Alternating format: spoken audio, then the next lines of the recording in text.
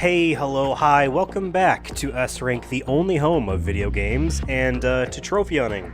I do this every weekend, generally on Sundays, here on the channel.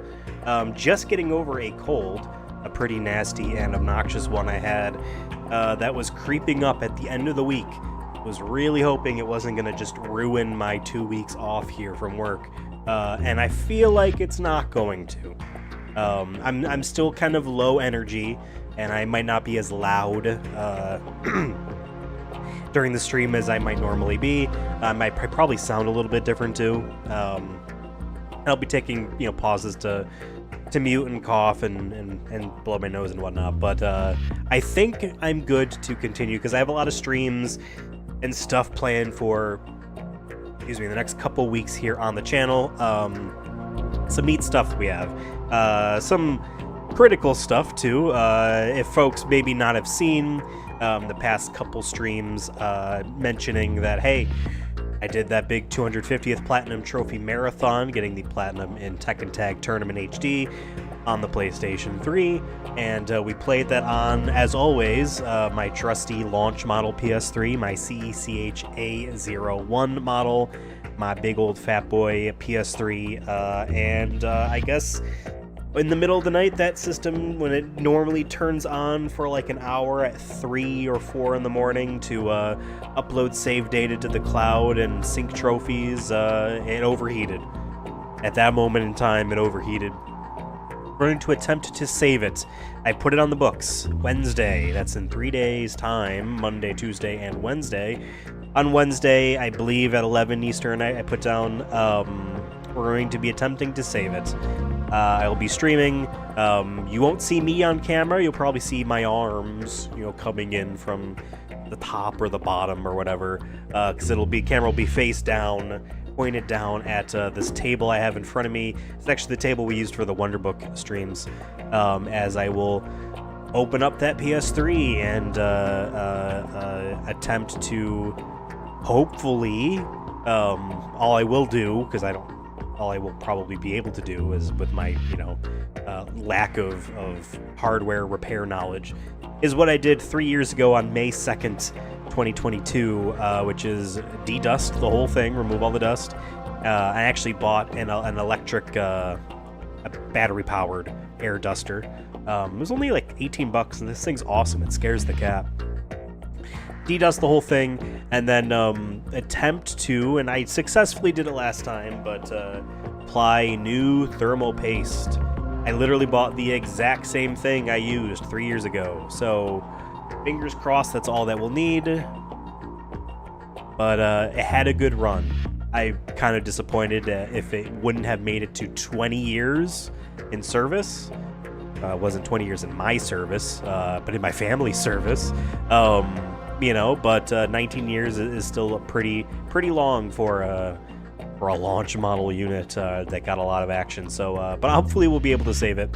That being said, shout out to the fact that it was uploading all my save data to the cloud, because all of this data, this save file that we're playing on right now, is on my other PS3, and I downloaded all of it off the cloud. So I'm going to be doing a better job of USB backups onto my computer. But I'm glad I didn't have to learn that lesson the hard way. Yeah, I guess the only thing that I would lose on that PS3 if it were to go down in flames completely is a Gran Turismo HD concept. I never downloaded that on my own account. That was on a family member's account. Trying to think. There's a demo for Marvel vs. Capcom 2. They didn't buy the full game, but they had redeemed the demo. But that's unnecessary if I can't get trophies in it. I will, if I cannot save that PS3, on this one here, I will have to remember my login details for my my Hong Kong PS3 account, PSN account, so I can re-download Soul Calibur 2 HD. I bought that last year on that account. So yeah, it's weird. It's a weird feeling knowing that, like, I could fail and it's not the end of the world, It'll still look cool on the shelf. It's a shinier unit. than the other fat model, which is the one we're playing on now. But I'm getting ahead of myself. That's Wednesday. Today, on Trophy Hunting, we are doing a Metal Gear Solid 2 again. This is our 4th stream of it.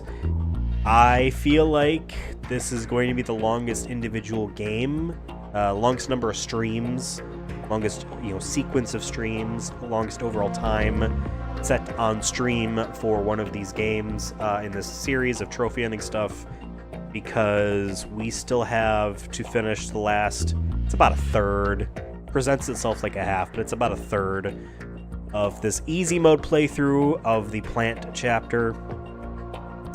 And then we have to do normal, hard, and extreme. And those will not be one stream each. And then on top of that, we have to do all of the VR missions, which would be at least 2 streams.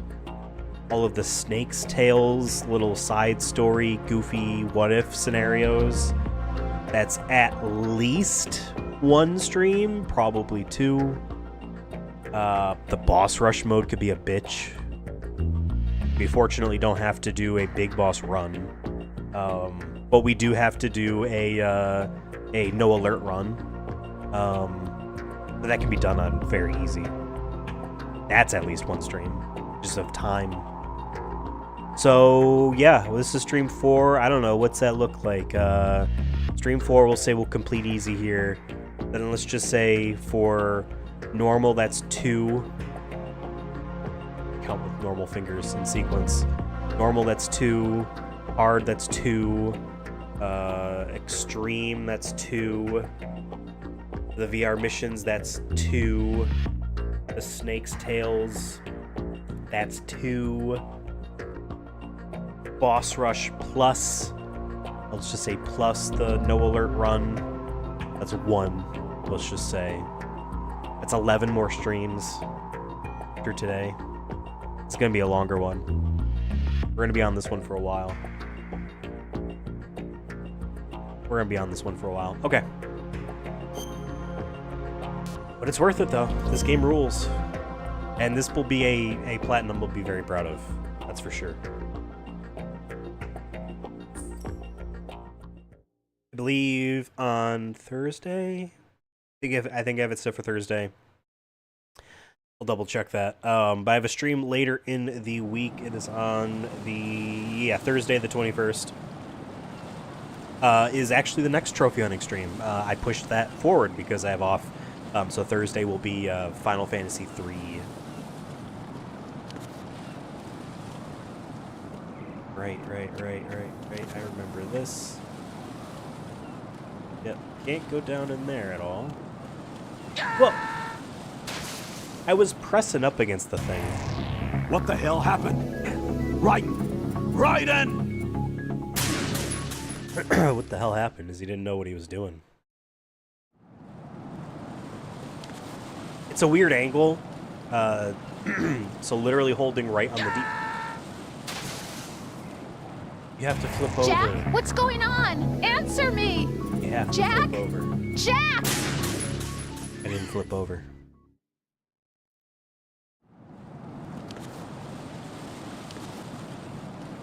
It's like I'm holding down and right here, even though I feel like normally this would be just right. And now this is up and right. Good thing we have grip gauge level 3. You know? It could be worse. I say that looks like we are over it. The lack of a shadow really doesn't help. Puff those fumes. Probably sound like I've been huffing the fumes. PSG-1 ammo. How do you get... Do you only get... I can never remember how you get over there. Is it literally just you can climb up from there? But not really important, fortunately. Hey, this bird crap on here, if you're running, you will slip and fall. And die. But they teach you about the bird crap earlier in the game. Yeah, you can't climb up here, so... What is that up there?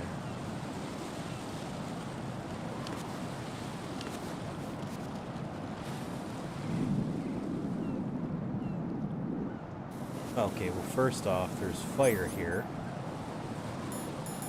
We gotta do our due diligence.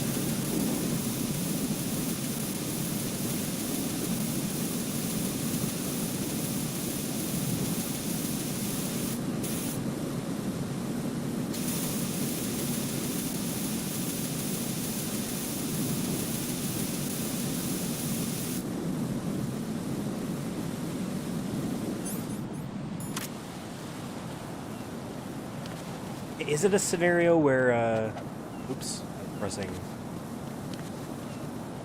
wrong button there. Oh. No!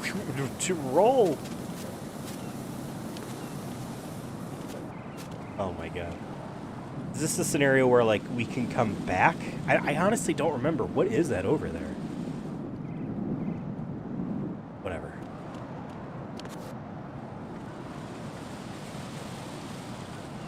See, and then this is just straight up.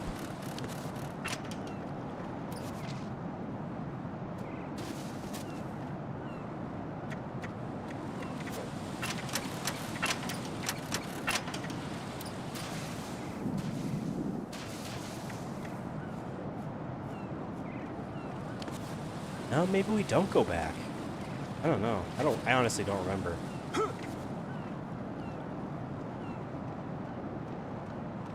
This is not a pretty sight. Holy smokes. Oh yeah, our main objective, and only objective in this entire... Okay, down is having him... Just down is having him side straddle, crab walk to the left. But down to the right is...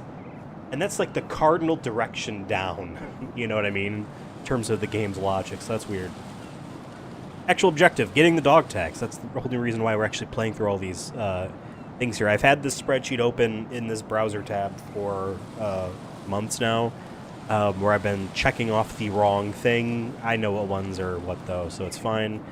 We are on the LG connecting bridge, and there are none here for us. But on the KL connecting bridge, there is a guy. He appears later, though. Once we get Emma and we have to, like, bring her back to the first kind of strut hexagon thingy. There's 4 dudes that only appear there. Before that, though, there are 2 dudes in strut L, which is where we're heading, so just keeping that in mind. This guy we can take out. We have a silencer on this.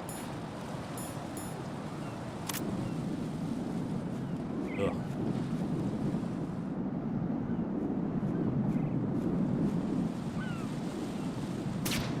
There we go. That's enough.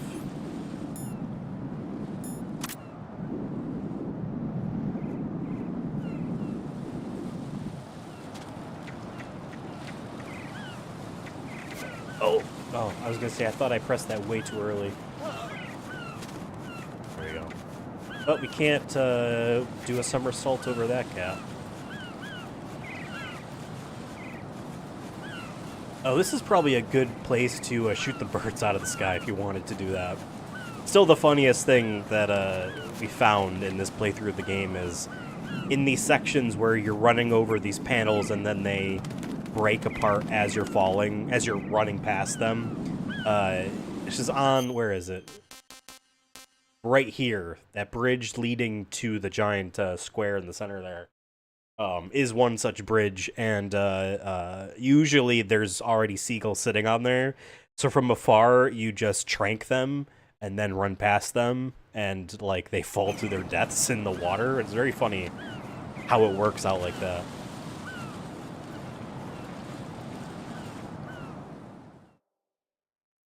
Yeah, but using the coolant spray on the fire there, like, that was doing something.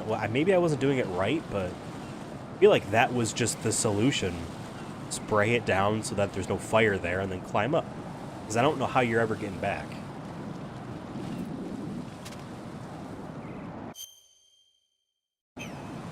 This guy count?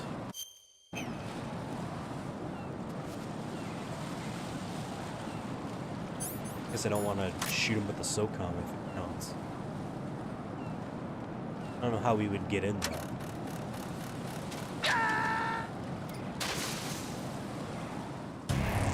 Raiden, is something wrong? Yeah, I Raiden. fell.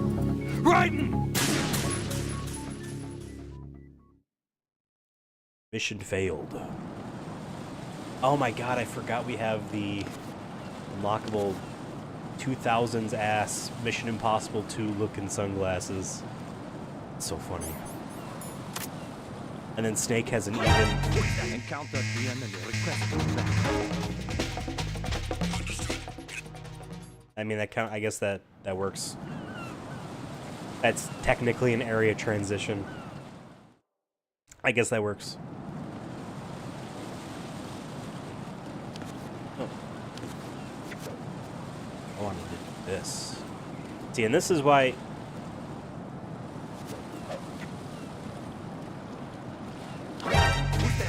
No, there's no one here. Pretend I'm not being seen right now. Pretend I'm not being seen. Because this is the reason why we have our grip. I'm just gonna let go. No, this isn't happening. You have to answer me. Jack! Jack!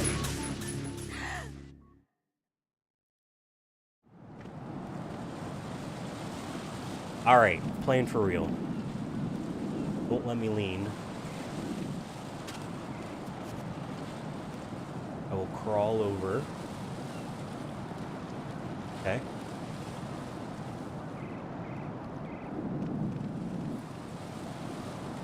Uh-huh.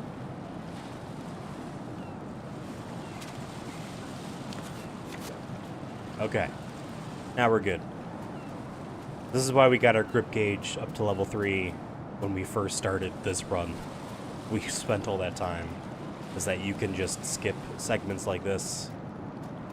Oh, but then you can't go past there, and you can't look up to see... You can kind of look up.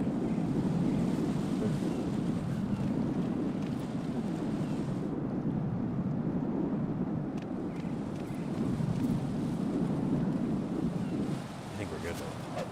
Oh!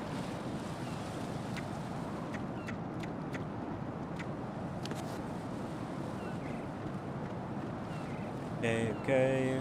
Oh no, we gotta... This, I would die. In real life. Like, not only do you have to, like, you know, hug up against this wall, but, like, you have to crouch. Like, so much of your calf muscles are keeping you alive in this moment. There's a very similar segment in Metal Gear Solid 1, actually. But it's a moving thing that you have to duck underneath. But still, just that idea.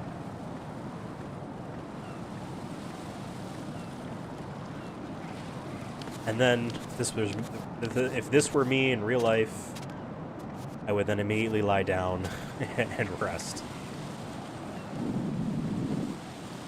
Where's the part where he pees on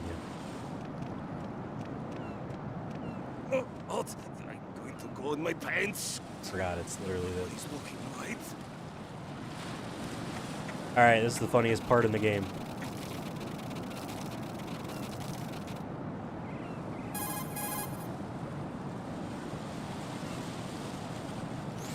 The enemy has already entered. Oh, come on.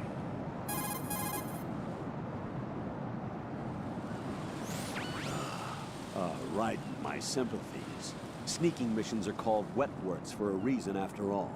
Don't worry about it, Jack. It's okay. Rose? That is, as long as you take a shower the second you get back. Do we have a deal? Stupid. I love it. Also, Jesus Christ.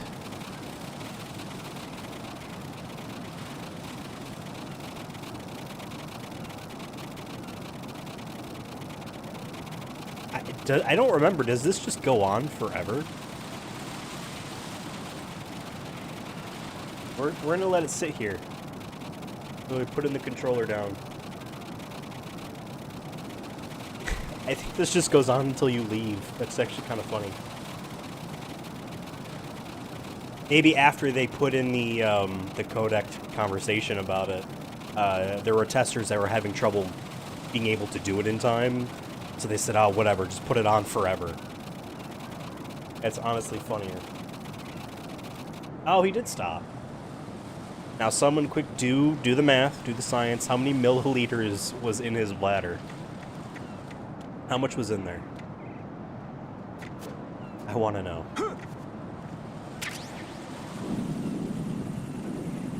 Okay. Hey, you know, they give you killing bullets when there are robots.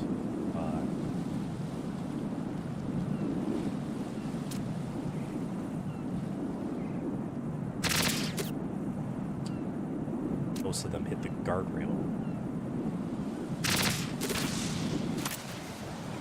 You know, in order to do that, I held R1 to go into first person, held down left trigger and right trigger all the way to stand on my tippy toes.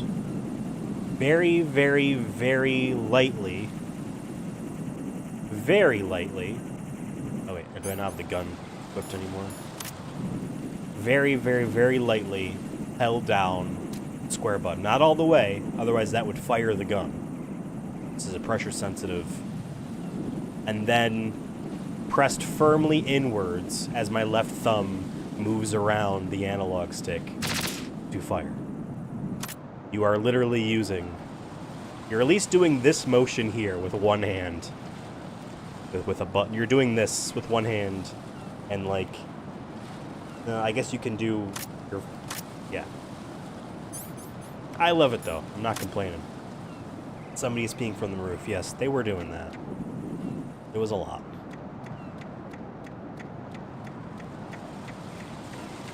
Is there anything? Ration. How are we on health?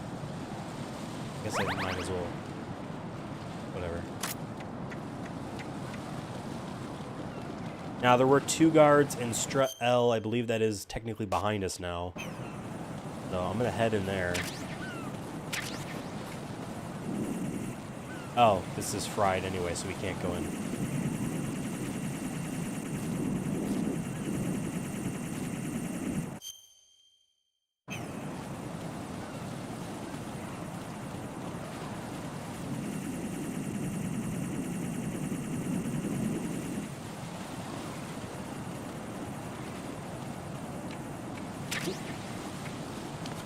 Never know when you need to kill someone.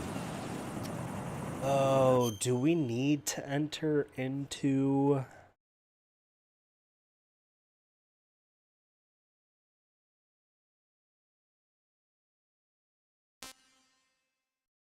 Yeah, I guess. Right? Because this is where you take the break and talk to Emma, and then you do the sniping sequence, so... Yeah, I guess there wouldn't be a reason for you to enter in now. It's lame. I just wanted to check those guys off the list, you know? Alright, well... More of, I mean, we could be cool and snipe them.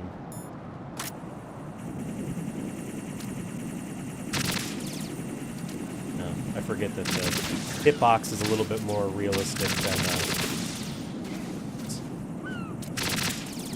never quite good at this, because the camera panning, which you're doing with the left stick, by the way, because your right thumb needs to be ready to press the square button, which is fire. This made more sense in 2001, believe me. Made more sense. Alien Resurrection hadn't caught on yet, or whatever Alien game it was that actually kind of invented dual stick controller layout for first-person shooters. But anyway, moving the camera without a gun equipped and with the gun equipped, a little bit different. Plus, I was getting caught up on like this, I think. Then changes that. Alright, let's see if this kills me. Ready? Nope.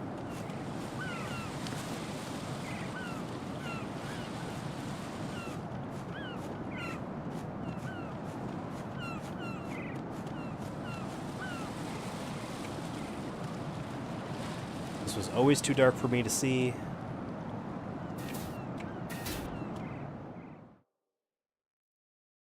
as this whole segment here always feels a lot Olga, Snake, shorter than it actually is. in Shell 1.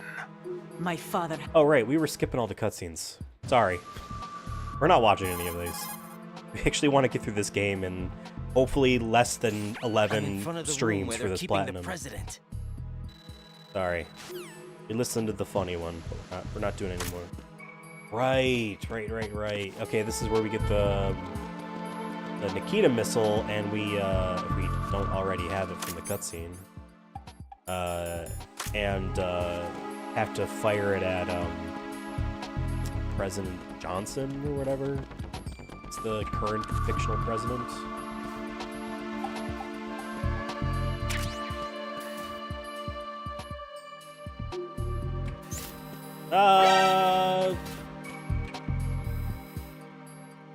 Okay.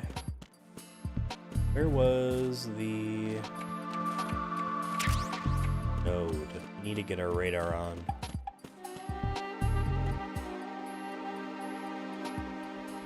There it is. Cameras. I still think the controls in this game, but mainly more so Metal Gear Solid 3 rather. I hesitate to say perfect, but like they work for what that game wants to be. Yeah, you can make a better control scheme for it. You can make a better control scheme for a lot of games that people currently think have good control schemes. But I think just simply turning this game and Metal Gear Solid 3 into the classically understood, dual stick shooter controls, or Metal Gear Solid 5's controls, I guess to be more specific, kind of muddies up a little bit of the nuance. As weird as it is to say, there's a bit of a,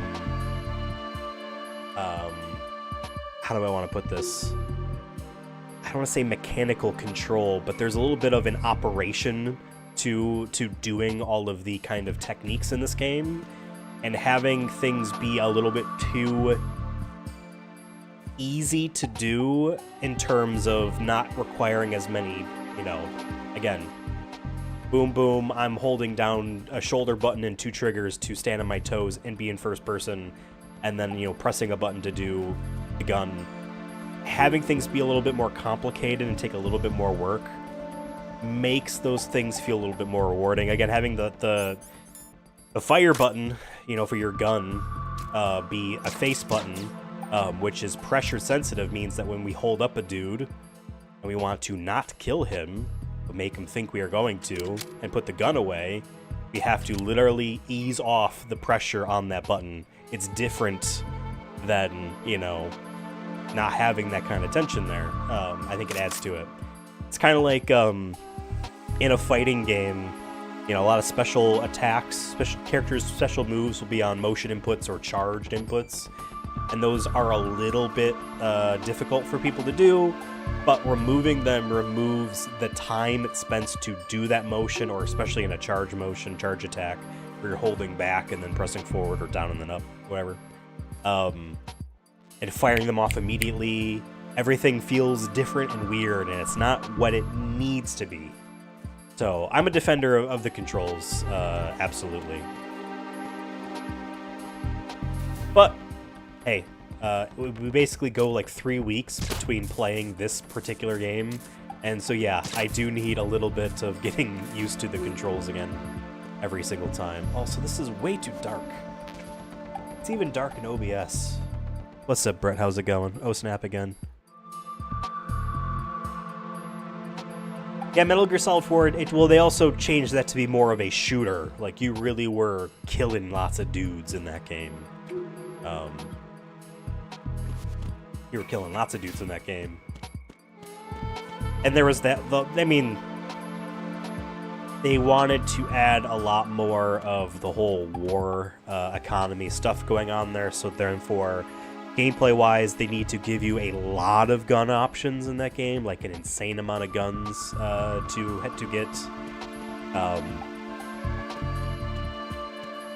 And if you're giving the player a lot of guns, you're going to want to give them you know, a lot of variety between what they do, and my only hang up for Metal Gear Solid 4, and the only thing that is a letdown for me in that game, is that there is not much game in there. I'm never one of these people who are like, oh, there's too many cutscenes. I love all the cutscenes. I love all the story. I love all that stuff. I think the ratio in Metal Gear Solid 4 is done poorly. Yeah, the Nikita missile launcher was in there. Why? I didn't see it.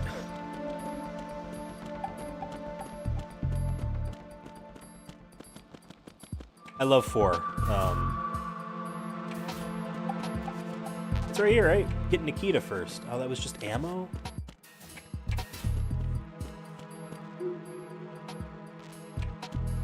Oh, that thing is zapped and bugged. Did you really take the elevator down? I am, like, forgetting... I am forgetting so much of this game, and I've beaten this how many times? Weird. You know what? Also, skipping the cutscenes doesn't help, because they would tell you where to go. Excuse me. And I'm mostly playing this off of memory.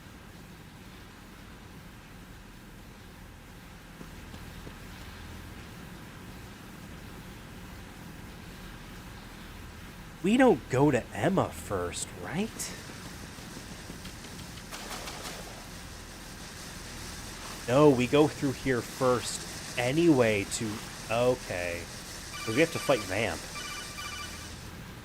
And they're going to tell you how to swim. I'm just going to wing it. Colonel. That's right, they say the punch button in this version because they had those actors re-record for the HD.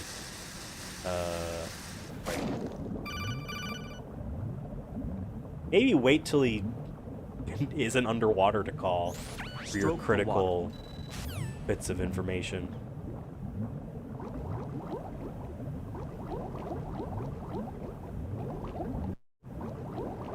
I believe, was there night vision goggles we can get here? There's some cool bonuses you can get that they put in this swimming section.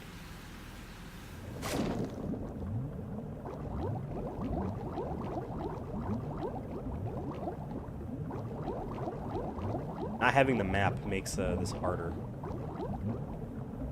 There,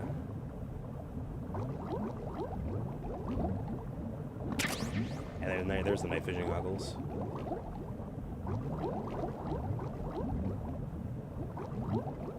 This. Can't see, too blurry. Yeah, and then without the map, like, I don't know which direction I'm facing. I feel like I'm facing north. I am facing north. Good to know. Aha, there it is, the Nikita. Right. The underwater mines. Now, we do technically have to double back. Man, I don't know if it's just because we're on easy right now, but they are giving you a very generous amount of oxygen. It's not related to the fact that we upped the grip gauge, right? He ain't wearing a wig.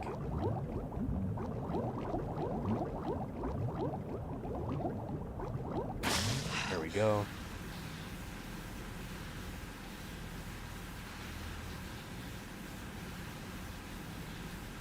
Brett, to answer your question, we are playing the PlayStation 3 HD collection version. I'm not playing the Master Collection version yet.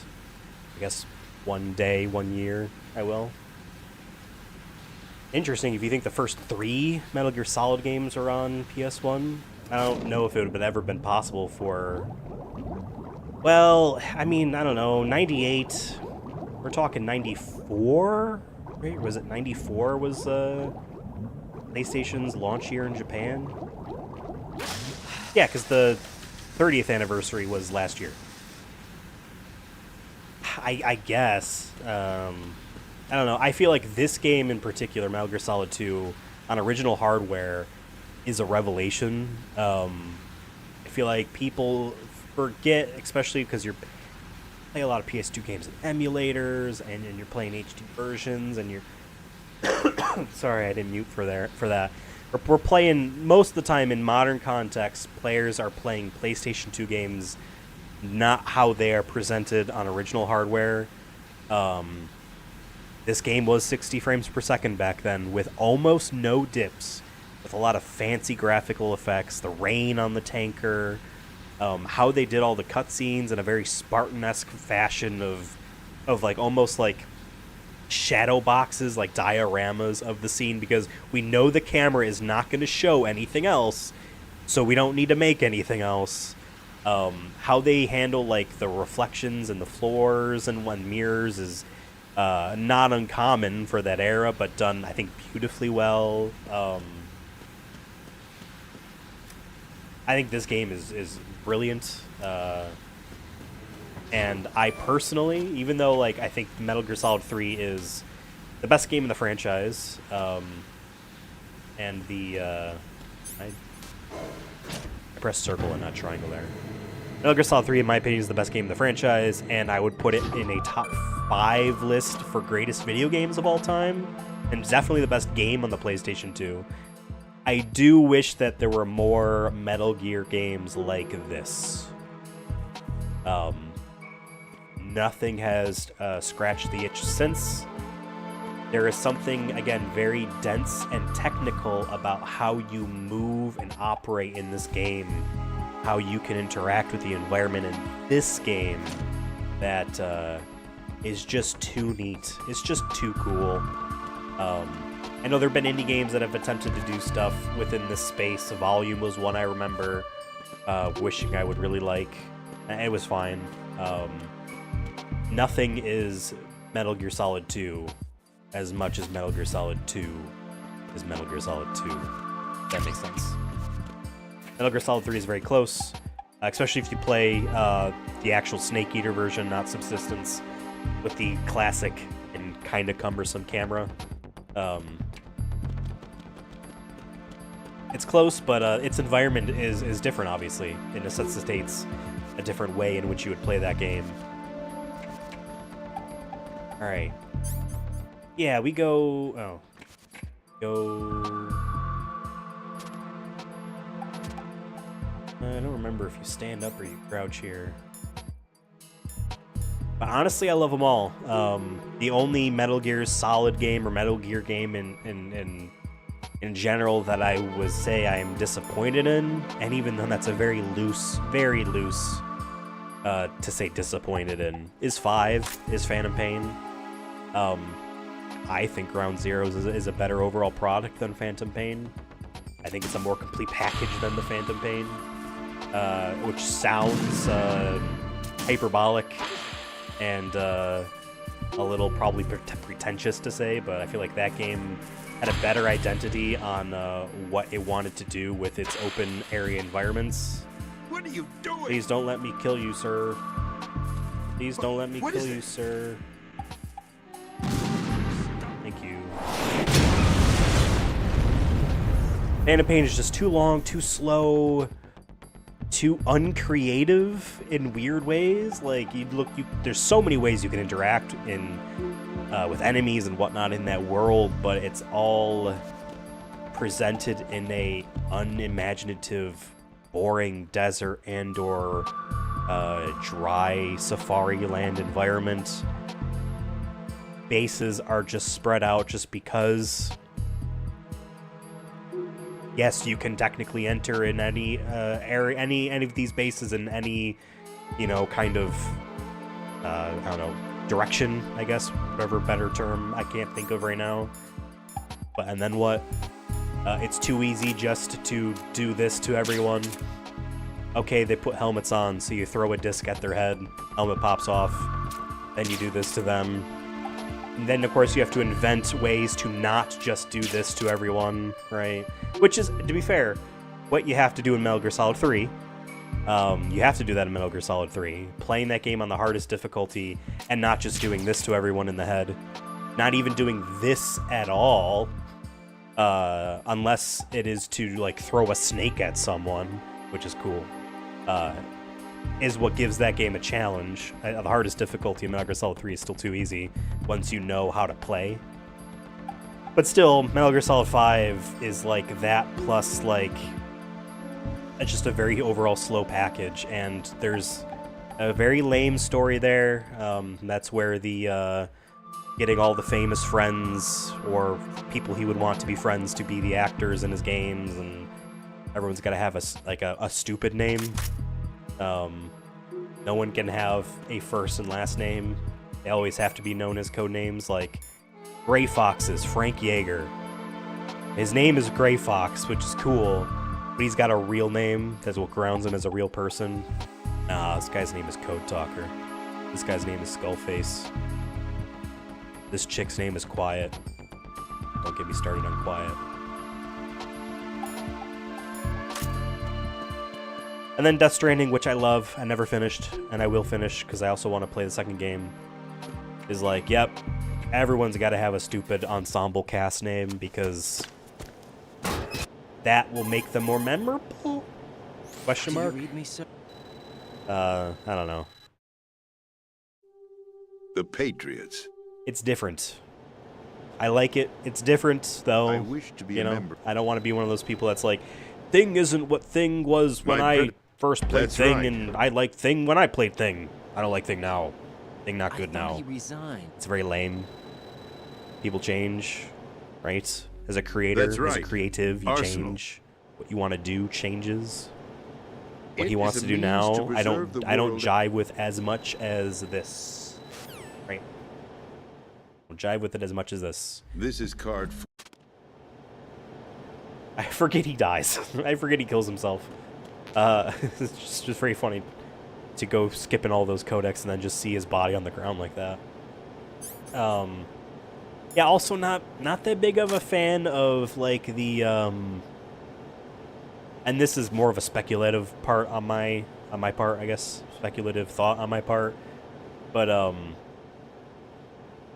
because I don't really know what the Japanese video game scene is like in terms of how creators interact with each other and whatnot and stuff like that, but I think it's very funny and kind of sad that he makes no comments on like any video game ever, other than to say that he received them as a gift. I received The Last of Us Part 2, probably about as much as you would need to say about that game. Or like, I received Claire Obscure Expedition 33, stuff like that. But then he won't shut the fuck up about Wallace and Gromit. You know what I mean? Like, it's a little bit goofy, stuff like that. Obviously, I get it. You don't have to talk, and you probably don't want to, and you probably shouldn't talk anything about what Konami's doing now. But just like other video games in general. Hey, that's where our missile came in. I think, right? No, I think that's where our missile came in. Because then the angle was better. I think that's why I always went to that one. Maybe. I don't remember. But, he doesn't talk about the game industry at all. The president is dead. Kind of, gives the impression that he is the only one doing anything interesting and cool. Which I know he knows is not true. And I don't think he attempts to make that the case, but pictures. that's what it kind of comes off as.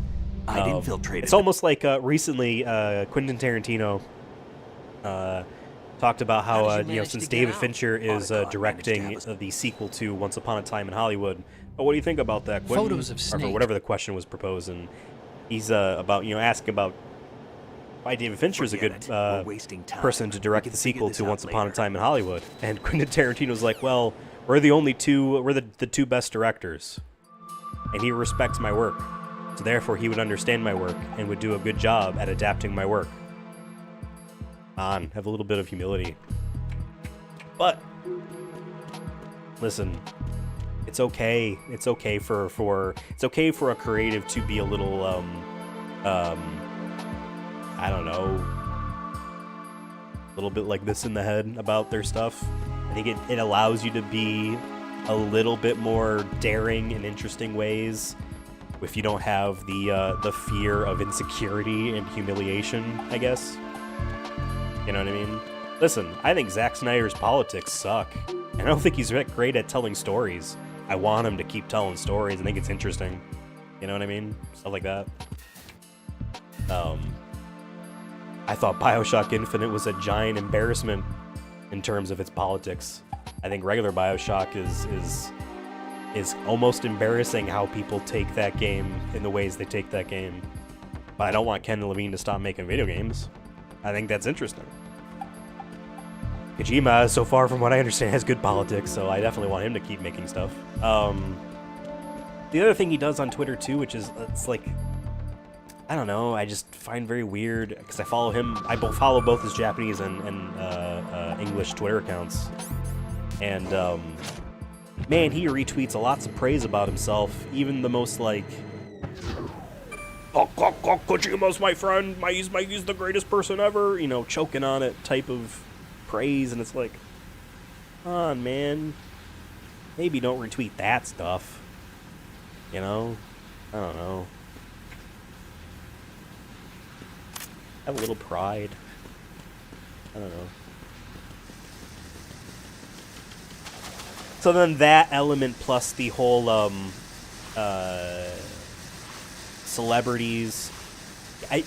He gives the impression, whether he believes it or not, that, you know, and again, this is based off of how he posts online and does interviews and makes decisions in his games, that, like, the biggest creatives are individual people. Particularly loves actors, right? And musicians, particularly the leads of a musical act. And brings a strong emphasis on, like, Woodkid. I probably have heard some of his songs before. I never heard of that name until Solid 2. That's Stranding 2. I guess a lot of original songs from that game were made by Woodkid. But there's like a strong emphasis on like, and again, this is the perception that you get from what he does and says, what Kojima says and does rather, in promoting his work and the aftermath of it all. That like. That is, the game is Woodkid and Lee Sedol and Norman Reedus. And the likeness of George Miller and the likeness of Guillermo del Toro, who rules as a director, even though I don't personally care for a lot of his stuff. I didn't like Pan's Labyrinth. I think it's a cool movie, though. I don't really like it, but it's awesome. It's a weird opinion to have. I think it's kind of lame, but it's awesome. You know, I don't know, contradictory there, but that's how I think. It's just weird. There's just so much emphasis on like, yep, here's me with the guys that made the game, these 4 actors. You know, I don't know. Not that I feel like you need to like force your team to be on the spot here. You know, all the actual developers who make the game, and to think that every decision in Death Stranding 2, or 1, or Metal Gear Solid 5, or Peace Walker, or 4, or 3, or 2, hey, I'm pointing in the right direction. To think that all of those decisions were his decisions, even down to the tiny little details, or big picture stuff, that everything was his, I mean, come on. And I don't mean that to be like, he's not that brilliant, but like, that is just not the case, right? There is going to be developers who are like, what about this way of doing this thing? And it works out that way. I don't know. There's a reason why a bunch of those folk left Konami to continue to work with him, obviously. So it's not like he's like some like David Cage abusive like director. So you know what I mean? It's not like it's that situation. Clearly, there are people there who love working with him and will follow him and do believe he's brilliant, and that's why they want to work with him. I do just think you should promote the people who made your video game more. Right. Just seeing pictures on Twitter every day of him with a donut. Wet and miserable. This place is while he's flooded. holding a controller. The seawater that's been pumped up is ooh, it's an pouring into the Astrobot building. controller. There, he's talking about another video game. Sort of. You know? Hey, it's the rubber duck. They use that in promotional stuff for this game, I believe. Maybe I'm just thinking about the PlayStation 3 with Super Rub-a-Dub. What direction am I heading in? I believe I'm heading this way. I don't know. Because here's the other thing, too. I think this game is absolutely brilliant. I think this game is phenomenal. I think this game is entirely ahead of the game in terms of combining... Come on, let me get up here. In combining, not philosophy, that sounds a little bit too pretentious, but some sort of ideology and thinking about what you want to say, and combining that with a methodology and how a player interacts with the world. Those two things in concert are what makes video games have the potential to be unique, obviously, in terms of the art form. But having the player do things, having the player interact with the world, having the player be kind of not necessarily tricked, but using the conventions about how video games are done and how video games have been, and then using that as subversion a little bit here or there, makes this game as close to postmodernism that any video game, to my knowledge, has gotten to, that I have experienced, has gotten to. I don't know. I think Nier Automata has maybe the best story in a video game I've ever played, and I would also put that damn up there. I think the original Nier is somewhat of a twist. The Shadow Lord is actually you, plays on video game conventions in a very subtle and brilliant way. It's a more of a Japanese thing, because we didn't really play Dragon Quest here. His name is the Shadow Lord, so don't think too much about it.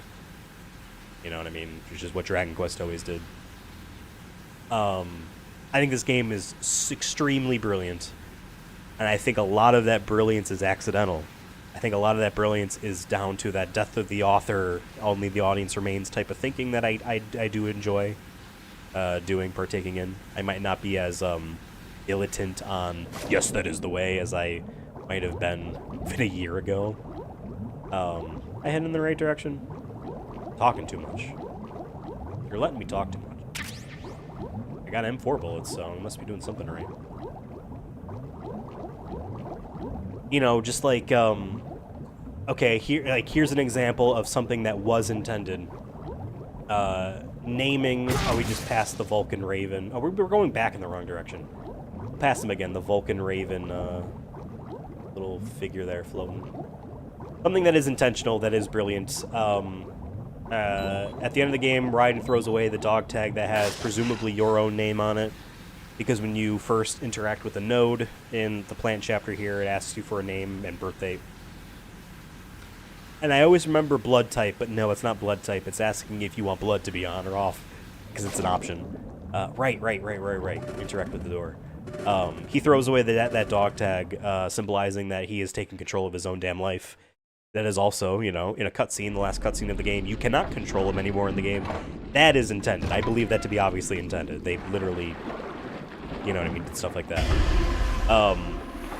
But perhaps the fact that Raiden seems to move away from the Patriots' control only in cutscenes and not in gameplay segments, maybe that isn't as an... Oh, that was Peter Stillman, by the way. He's dead. Sorry.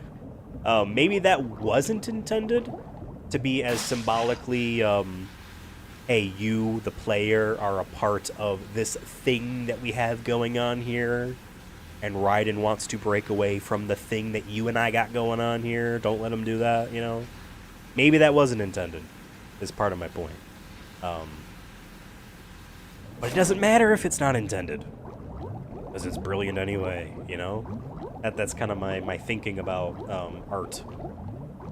Is I think it is important and cool to know what a creator, an author, an artist intended as a historical note, and maybe as a stepping stone if you're kind of new to art criticism and media literacy. Can't I pick this up? Oh, because I'm full. It looked like it was floating above his head. Like we couldn't connect to it. What was I saying here? So I think it is cool whenever I hear Kojima talk about, you know, games. But I know... Oh, those stairs are... Can we enter in here at all? Or is this just gonna... Oh, it doesn't even let us. Oh, no. Yeah, we can't. I think it's cool that to know what his thought process is, and hey, you know what? Sometimes a creator, an author, a director, an artist, whatever, makes something that ends up being really famous, well-known, beloved, considered smart, beautiful, intelligent, one of a kind, ahead of its time. And then maybe, you know, in hindsight, certain things were intended. Maybe in hindsight, certain things were always the idea. Maybe in hindsight, yeah, I did the thing that you said I did. Maybe only in hindsight are things intentional. You know what I mean? There are certainly people in general, whether they be these types of famous creatives or not, that would be like, actually, yeah, I will take credit for the thing I definitely did by accident. Thank you for giving me praise. You know, like, that's just a natural human thing. And even just putting that aside, we're talking individual creatives, right? Now, what about a team? Maybe it's a small team, but a team. And maybe it was a long time ago. And maybe person A has a different memory about an event than person B does, or a decision, and, you know, maybe we're coming to a head here. Every now and then you see John Romero correct, what's his name? His name starts with a P. They worked on Doom, but this other guy did not work on Doom as a level designer much. He may or may not have made that tabletop RPG about Cthulhu-esque horror. I forget what his name is. Whatever. Every now and then I'll see that other person whose name I cannot remember. His name is not Peter, but because we passed Peter Stillman's dead body, Peter is in my brain right now. Spider-Man. He'll make a bold statement on Twitter about Doom's creation and his involvement in it, and John Romero will have to correct him. There's never a back and forth. It is just, no, correcting the story here. So-and-so wrote the story to the game. It was not based off what you initially wrote. He wrote, like, the manual is blah, blah, blah, or no, that level was done by so-and-so, or I did that level, like that type of thing. So there's that type of stuff going on, but also very famous video game anecdote. One of my favorite franchises, Final Fantasy. You want to know how that game got its name? You'll get several different answers. Maybe person A has a memory about why it was named Final Fantasy. Person B didn't know at all. But they're like, oh, well, if person A said it, yeah. And person C has a slightly different take. Well, I think it was because of this, but I don't remember. Where is it? Is it called Final Fantasy because they were going out of business and this was their final game? Is it called Final Fantasy because Fighting Fantasy was taken? Was it just a cool name because they like alliteration? FF? They do like alliteration, right? But in hindsight, the story of this was going to be our last game. Because guess what? Rad Racer sucked. Pretty much everything Square made prior to Final Fantasy sucked. Even Final Fantasy 1 is not great. It's okay. You know what I mean? It's okay. It's got a cool twist at the end. You stop a time loop and erase yourself from existence to save the world. It kind of just springs it on you. You kind of don't really know what's happening until it happens, but it's cool, right? Eventually, we'd get the most badass dude in video games in that remake, Final Fantasy Origin. But it's cooler that story is, this was going to be our last game. So therefore, that becomes the intentional reason. Because so-and-so doesn't remember, and I think that sounds right. That sounds right, you know? And all of our source code was saved on paper, which we threw away or burned. You know? I believe we fight Vampire. Emma's alive? We fight Vampire. So whether or not Final Fantasy was named that with the intention of that does not matter. What do you take out of it? Blah, blah, blah.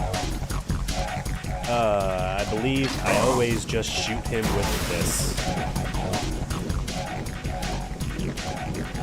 You can shoot his bullets out of the air, or his bullets, his knives. Oh.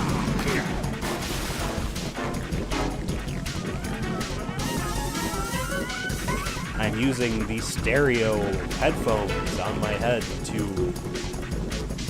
locate where he is. This is a boss fight that has what I presume to be more tricks to it than I'm knowledgeable on. Oh.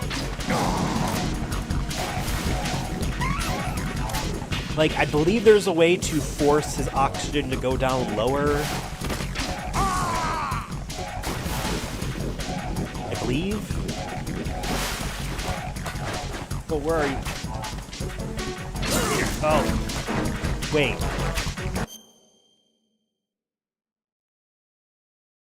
Did I shoot the knife with the grenade? And since it's a grenade, it blew up and hit me? Because I don't think I hit the railing. I don't know, man. Oh. You can also use Stinger missiles against this guy.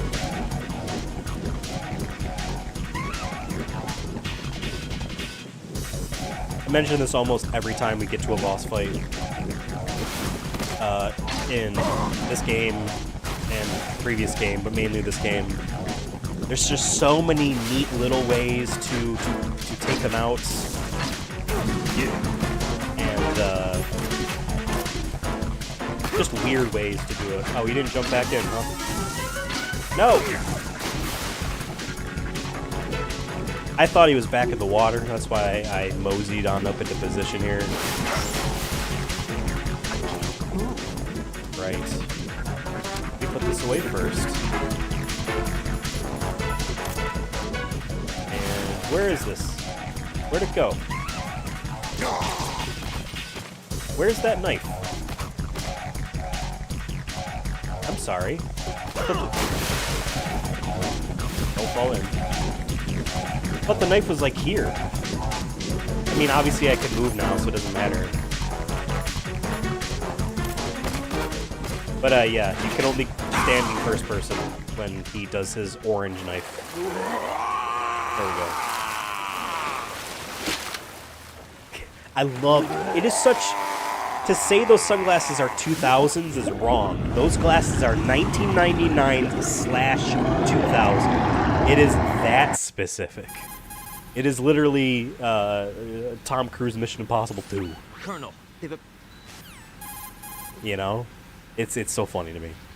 In an awesome way. Did you catch they all are that? so Didn't make it on uncool. time. But they exude that confidence that they were once cool, you know? I love it so much. I wish going in first person with these glasses, which are not equipable, they are just on the character model. But I wish it just tinted your entire vision orange. I know they do that when you have the scuba mask or whatever it is on at the beginning of the game, but they also, you know, warp at the actual view base as well. Was my thought fully finished there about this game, about Kojima? Wait, was I finished? Kinda think so. Kinda think so. Oh, wrong button. No? I was pressing the right button, he just wasn't, he was like caught on the corner. Come on, connect with that, please. Well, I might as well go up to the surface here.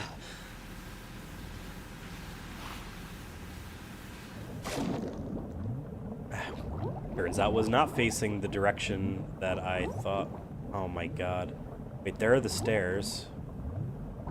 Is it this way? Seems like I haven't been here yet. I feel like there's one more thing we can find. Okay, so that's where we want to go. But I feel like there's one more thing. We got the night vision goggles from the other swimming segment. What's this? What is this? This is just a cardboard box. Oh, the body armor. Awesome.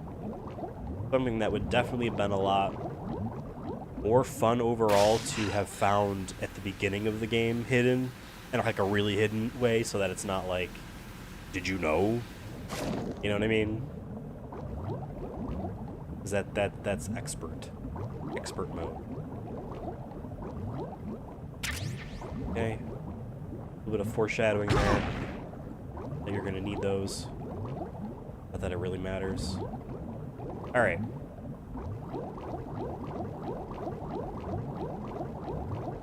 I think the night vision goggles help with the sniping sequence too, right? Yeah, because I would always use these. I love how it adjusts. Yeah, okay, there we go. Better, but obviously night vision goggles imply at night. Once we get Emma, then we have to pay attention to guards. So don't let me forget. And here's the nerd. Said this last time too, and I'll say it again. First time playing this game, well, first playthrough of this game I ever did. I don't remember which node in particular it was, but I got to one of these nodes, and I was like, cool, and I hit the X button here. And this isn't a save point. This doesn't save the game. It doesn't ask if you want to save either. I was pissed. You could press the circle button to close this. But I went down to exit, didn't go down all the way, and was just sad about the whole thing. Grandma's in one of these lockers, just like her brother was in the first game. Pausing, and I'm looking at this list of dog tags here. There are, for this playthrough of the game, a total of 1, 2, 3, 4, 5, and 6 left to get. I'm going to name them all off. Not the names of the people, but like where they are and how many. There are 3 in the Shell 2 core, first floor air purification room. It appears while we have Emma, obviously. Otherwise, we would have seen them already. Then there is one jabroni here on the KL connecting bridge while we have Emma. Excuse me. Then there's 2 dudes here. Doesn't say during the Emma escort, but it wouldn't let us in there. So it is during the Emma escort. That makes sense. And that's it for the game. Or this playthrough, at least. I don't remember. Do we run through all of this? I've played this game so many times, and it's this part of the game that I like don't remember all that well. I don't know. Whatever. Alright. Oh. They won't let you kick the lockers in. They're also sliding lockers, to be fair, but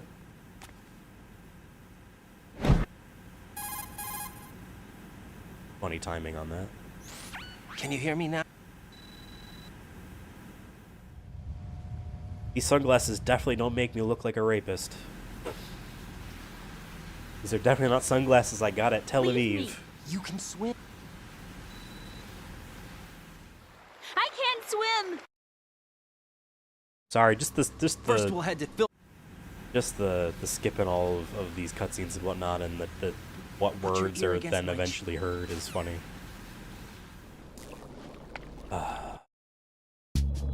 Alright. Right in it. That's not where we want to go. We want to go this way. Oh, right. Fuck, she's got non-combat trained lungs.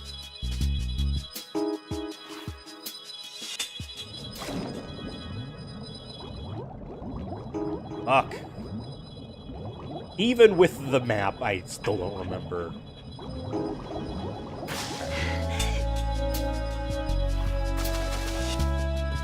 And the music in this game rules. It just does. That's right, I forgot I have to hold your hand. Because she was shot with a tranquilizer or something. Oh yeah, actually, there's another instance of, is this really the reason?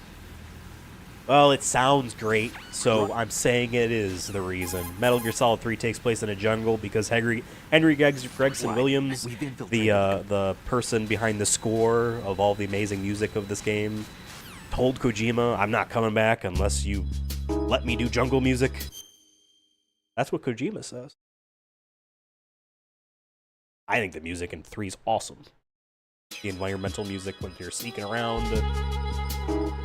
I think it's fantastic. He tells that story. But, like, that kind of sounds like Tommy Tallarico saying Metroid Prime's weapons were made based off his sound effects. I don't think it works that way. But it's a fun story. Right? And in the end, it worked out. Who cares what the reason is? And I say that facetiously, but like, you know, I kind of believe that. Who cares what the reason is? The music in Metal Gear Solid 3 is great. The environment in it is great. They work in tandem phenomenally. Whether or not one came before the other, Emma, Snake and you know Hal what I are mean? waiting. One forced the other to exist, doesn't matter to me. Because in the end of the day, it's great. Are you reading me, Emma? Yes, loud and clear. And I'm glad I'm not as sick as I was 2 days ago. I could have streamed yesterday. But, Do you remember the panic that gripped the computer industry prior to the end of the century? yeah. No, actually. I was 5 when the turn of the century Let me happened. guess. The Y2K countermeasure. It's funny, seeing how there's Y2K-esque things in computer systems now. Like, I mean, That noisy, overgrown parakeet? this will be gone by the time, We've got a little you know, longer to cover than the last time. 2100 my best. happens. Whatever you do, Stuff don't like open that. your... Like, come on. Come on. But whatever. What are those sticks in your head?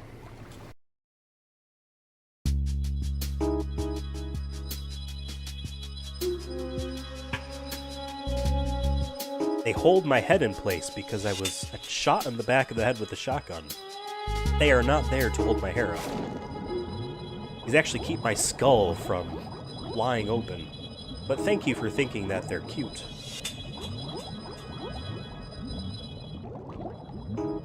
Favorite joke in this game, obviously I showed that codec call while you're getting pissed on the head. Where even AI Colonel and AI Rose cannot help but take fun at your misery. Not that you would know that then, so obviously they would need to, but favorite other joke in this game is Snake saying that Vamp is called Vamp not because he's a vampire, because he's bisexual. And it's just played completely straight. Like, that's my other favorite joke in this game. Oh, there's Peter Stillman. Sorry, buddy. He's a cool character, too. That's the other thing, too, about, I was gonna make a comment earlier, but chose not to. Hey, there's Vulcan Raven's little statue again. Oh god, I forgot where the stairs are! Fuck. Oh, I am, I was gonna make this comment earlier. There's a couple moments in the game where, Raiden, we saw both of them, although I skipped the cutscenes in the codec call, so they would have been quick. Raiden goes up to the president, Raiden goes up to, Emma here, and they have a conversation in their codex. And, part of that, I would presume to be, hey, let's save budget and not make a fucking cutscene with camera cuts and motion and whatnot when we can do our stock codec animations in a window like I am presented in here. You know what I mean? Part of that's like that. There's a story reason and blah blah blah.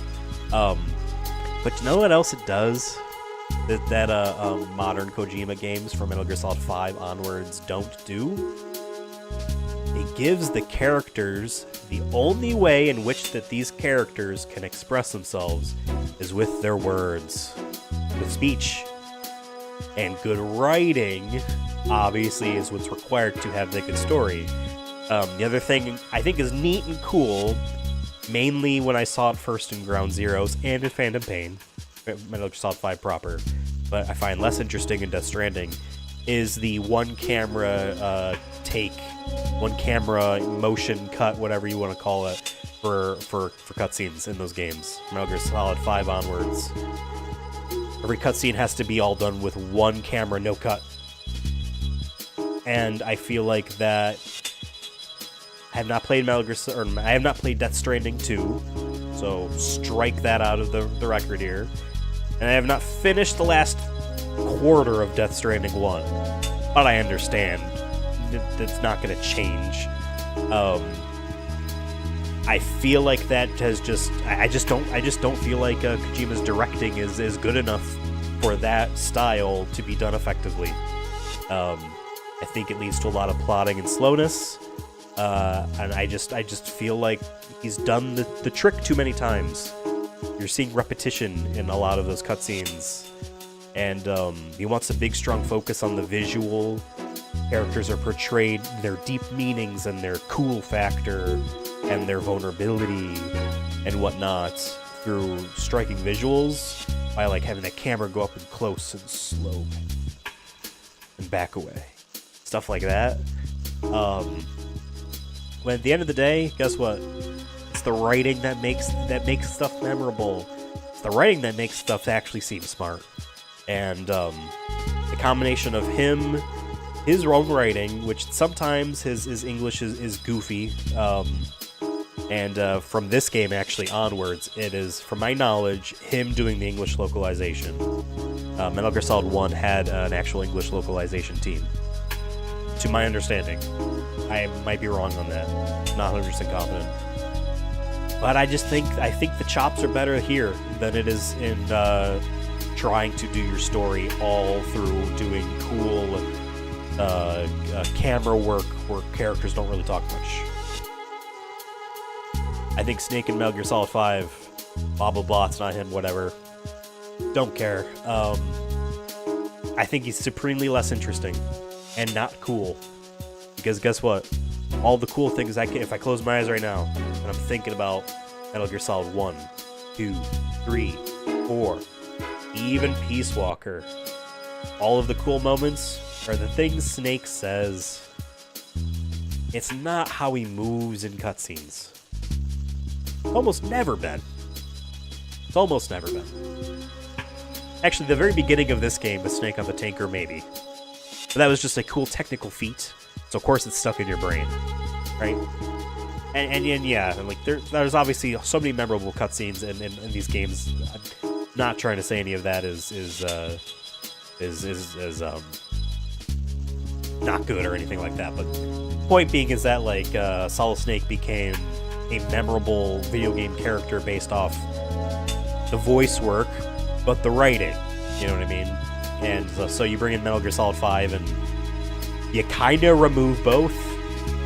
Like, you don't write much for him to say, and you don't have him say much at all, because that became Kojima's, like, focus. Like, he thinks, I don't know, he got it in his head. Sam, Norman Reedus, is very similar. He talks more.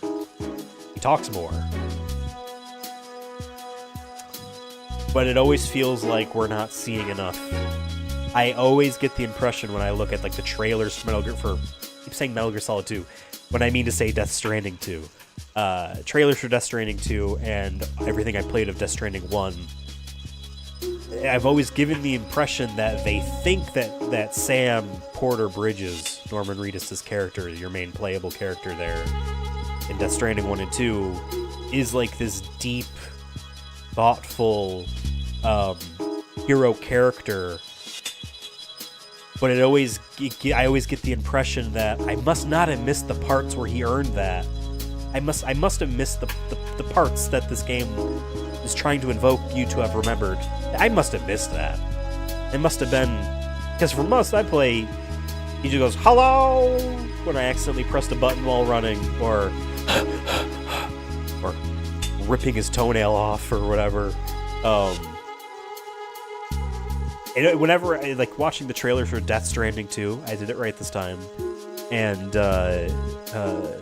that one main trailer, early trailer, I don't know if it was the first one or not, where like the two red dudes have him held, and Troy Baker's not Russell Crowe, the Crow looking motherfucker dude, and he, you know, and Troy Baker's putting on a good performance there, but it's a little it's over dramatic and hyper stylized and not real. It's not how someone would be, but that's fine. Whatever, he's doing on his thing. And then Norman Reedus is like, was it you? Is it you that killed Lou? And I'm like, when did this motherfucker talk? Why? Like, it feels so off and weird in that cutscene from what I played on the first game. It was like, when did you get opinions or emotions? You know what I mean? I don't know, it's just weird. But until I have finished Death Stranding 1 and have played Death Stranding 2 at all, let alone finished it, although I believe the saying would be till I finish the game, let alone play it at all. I don't remember.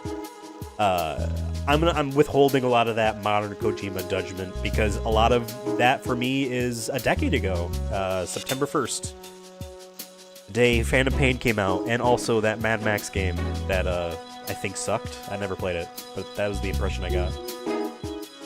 And from the early parts of Death Stranding 1, I like Death Stranding 1. I just gotta finish it. Right, what are we doing? Stairs. I think they're here? No.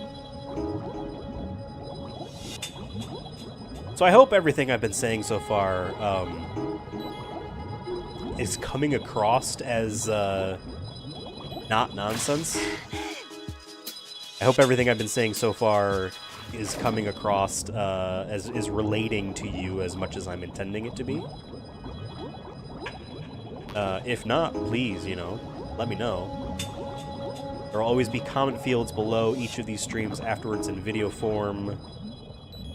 God, where are these damn stairs? The problem with this game is that I like it so much I stopped to play it. I stopped playing it to talk. And then I don't remember where I came from.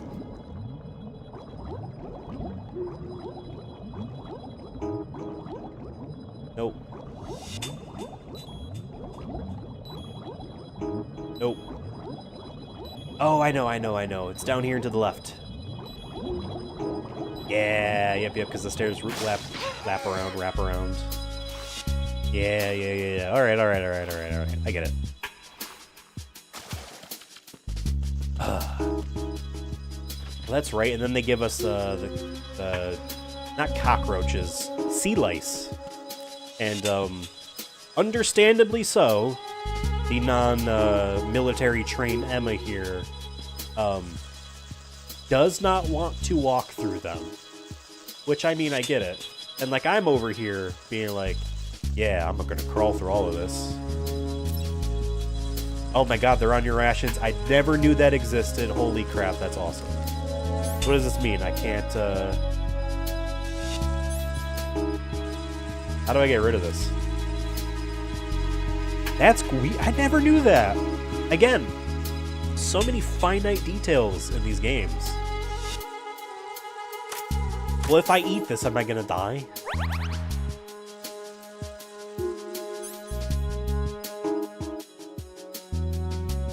Whatever. We'll keep them as a pet. I don't really need them. But we need to get rid of these guys. So we're going to spray them with the coolant spray.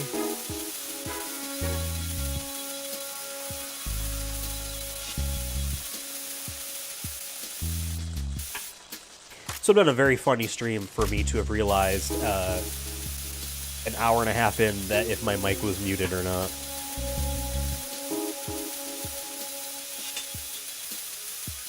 Although I am looking at the levels now, I am visualizing with my eyeballs. My brain is seeing them. It is not muted.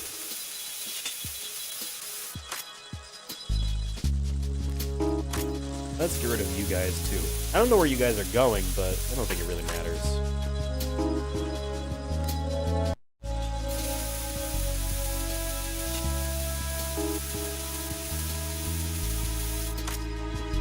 Cool. Oh, wrong button. Alright, up this floor should be 3 dudes. We're going to hold them up for dog tags. Here, let me park you right in front of there. If you press the button twice, the elevator arrives faster. In one of these games, I think it's this one. It also might be Metal Gear 2 on the MSX. Spoilers. David, who is on the channel occasionally, and I are recording video of him playing these games for the first time. I think this might be the first time I've ever said that on stream or anything like that. He is going through this series for the first time for a thing in the far-flung future. Alright, kid, I'm gonna have to park you right here. I have to go take care of some business. Are you gonna walk out? I know you heard that elevator close. Not really. Oh.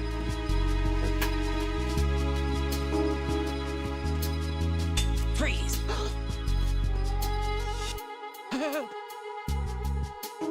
I'm being nice and I'm not gonna kill him. Alright. Federico Bischetti? This is another contest winner? Cool. Emma, you stay there.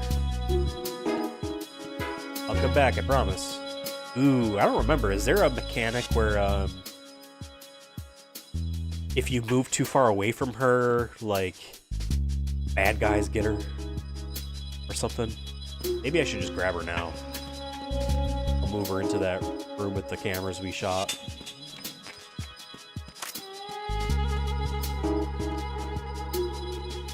Come on.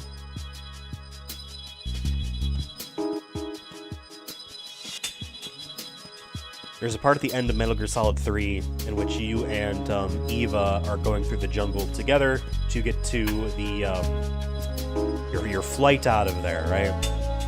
Final boss, answer the boss, and your flight out of there, right? And you know, Eva's injured, and so you're not exactly doing this. She will follow you. But you're having to use the survival menu, the cure stuff, and the food, stamina stuff on her as well as Snake.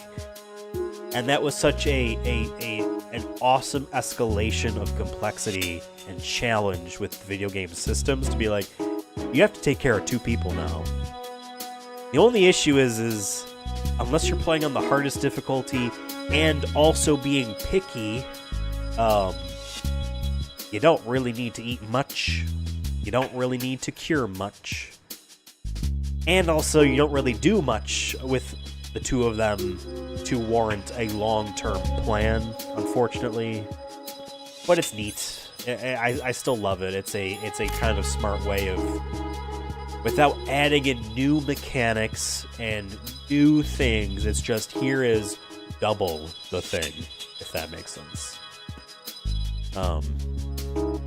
And actually, the only issue I have with that game, with that part in that game, Freeze! is, I think this guy's gonna give me gruff. No, he's not. The only part with that is, a seemingly infinite amount of guards will come up from behind Matt R. Miller. So you'll be progressing through an area in the jungle, and you'll have to be taking out dudes or sneaking around them or whatnot. And to keep the pressure on because you're being chased, story wise, they have guards wait a bit and then come in from the area you just came in from, and they just keep kind of coming, and that I get there's tension there. You're literally on the run. But it kind of, I don't know, hurts a bit of the player expression opportunities.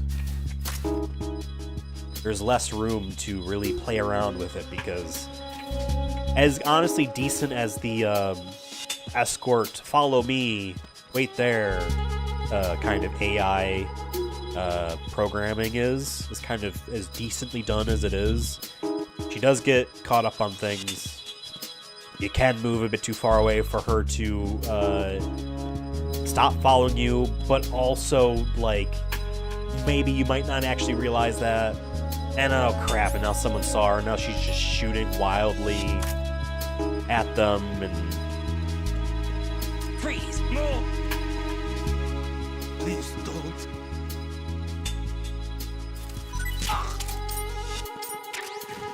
Jean-Pierre Laforce. Thank you, Jean-Pierre, for winning that contest and getting your name in this video game. Yeah, the HD version, I think it gives you the option of the 2001 or Substance dog tags, right? But this is the Substance version of dog tags. But they are different names, and I think then also a different amount of guards as well. In the actual original release of Sons of Liberty.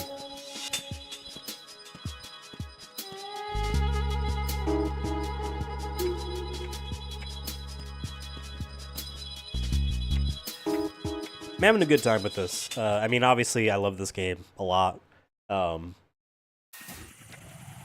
And, like, going into this Platinum run, because, again, I'm trying to get the Platinum Trophy in every Metal Gear Solid game, and also every Final Fantasy, and also every Kingdom Hearts. It's a long, ongoing thing. And I'm rotating between these three franchises every week. So I'm not, like, playing just one thing over and over again and then getting, like, kind of bored. But going into this game, I was like, it's a lot of playthroughs, man. And I love this game, but, like, it's very easy for me, maybe not so much for you or anyone else, but it's very easy for me to play too much of a game I love and then like it less, maybe less. And that's a danger you have with trophy hunting, especially in the PS3 era where lists were generally harder. Why am I not moving? I think I got caught up waiting for her to hold my hand. Chaff grenade, we don't need those. Oh, actually, you know what? In case they throw more jabronis.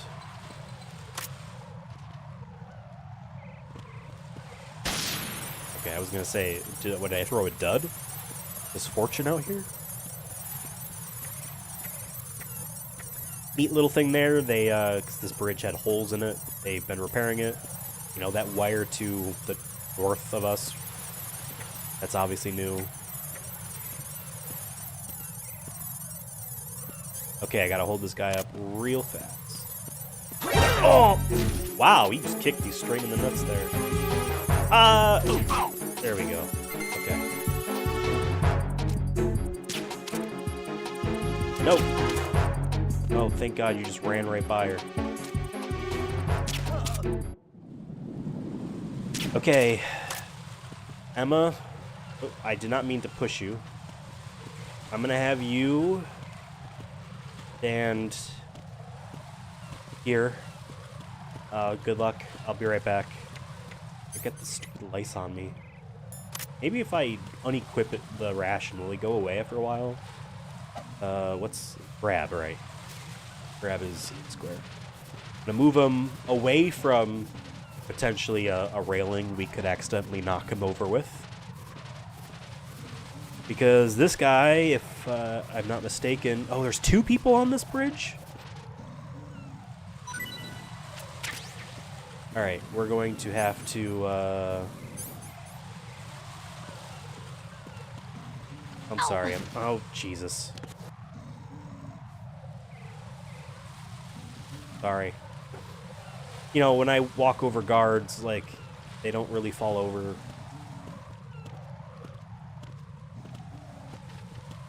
Alright, now you stay there.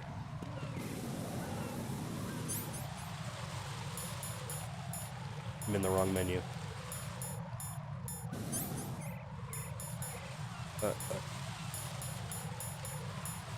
Brain, find it, please. And then this wakes him up faster. Violently, it looks like. I don't know if, again, I think I said this last time. Cool and spray, I don't know what the system is. If it's like a particle system that they're literally shooting out like physics or whatever that's causing the heads of the guards to react that way, but it's very funny to see them. Freeze! Okay. Around like this. Okay, I like hearing that sound. It means you're not gonna put up a fight. Okay. Okay, that's a Toshifumi Kotogi? Oh, I'm sorry. There is only one guy on this bridge. There's 2 guys in strut L here. That's the difference. Which, we're getting a call on the phone. We're getting a call on the phone. I gotta answer the phone, guys. Getting an email. Use the coolant spray to put out fire.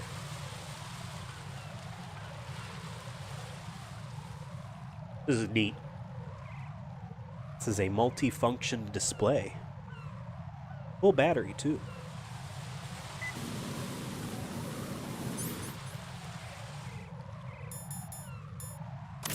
Yeah, emails. Mobile phones. That came before text messages.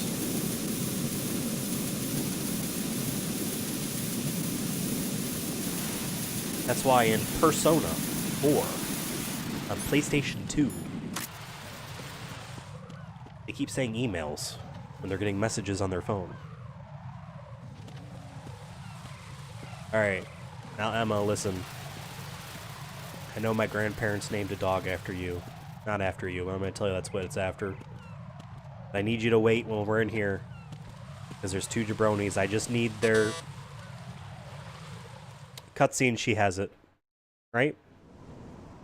Damn it. She has level 5, right? Yeah. I need you to wait here. Alright, I need to take care of these 2 dudes. Oh, no! Be cool. There we go. Alright. Oh. Now we just saw the gun from one dude. Okay, there he goes. There's supposed to be 2 guys in this strut. But if I remember correctly, it is literally just the hexagonal walkway. That is it. So what we're gonna do...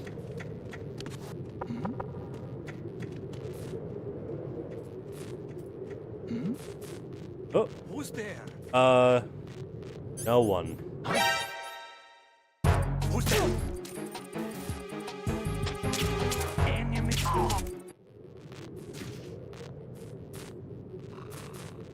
What's going on? Respond. What's going on? Respond. Carry out an investigation immediately. No. No. Encounter the enemy. Requesting that. Okay, hold on.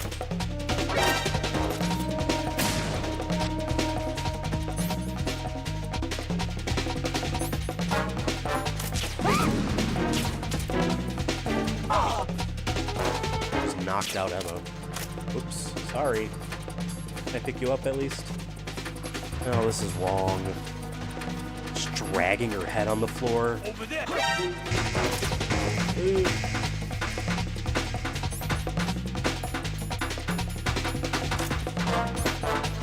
don't know which one of you has a dog tag, so I can't kill any of you. Oh, you have a dog tag. You're not in body armor. Jesus, is that my blood?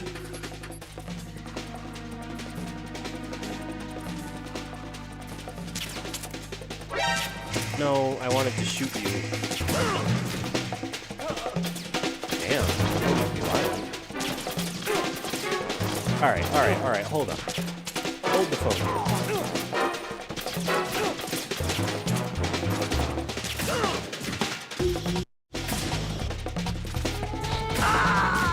And we're dead. That's fine. No! I wanted to restart Raiden! that room. Raiden!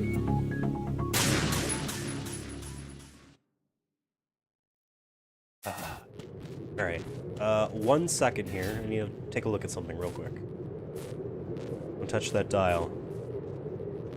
It's a radio reference.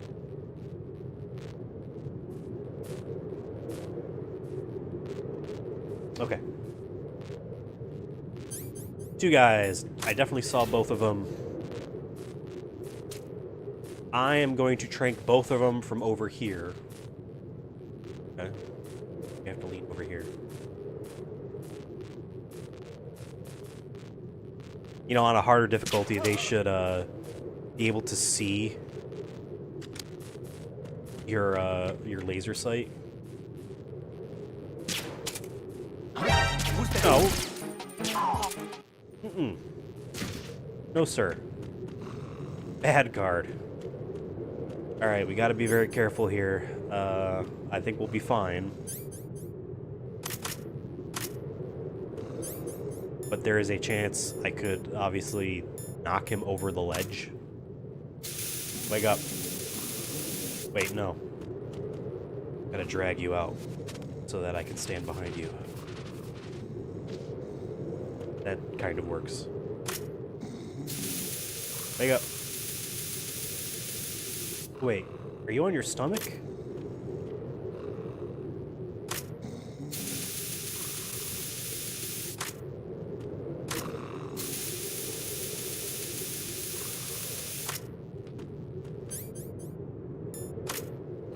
Freeze!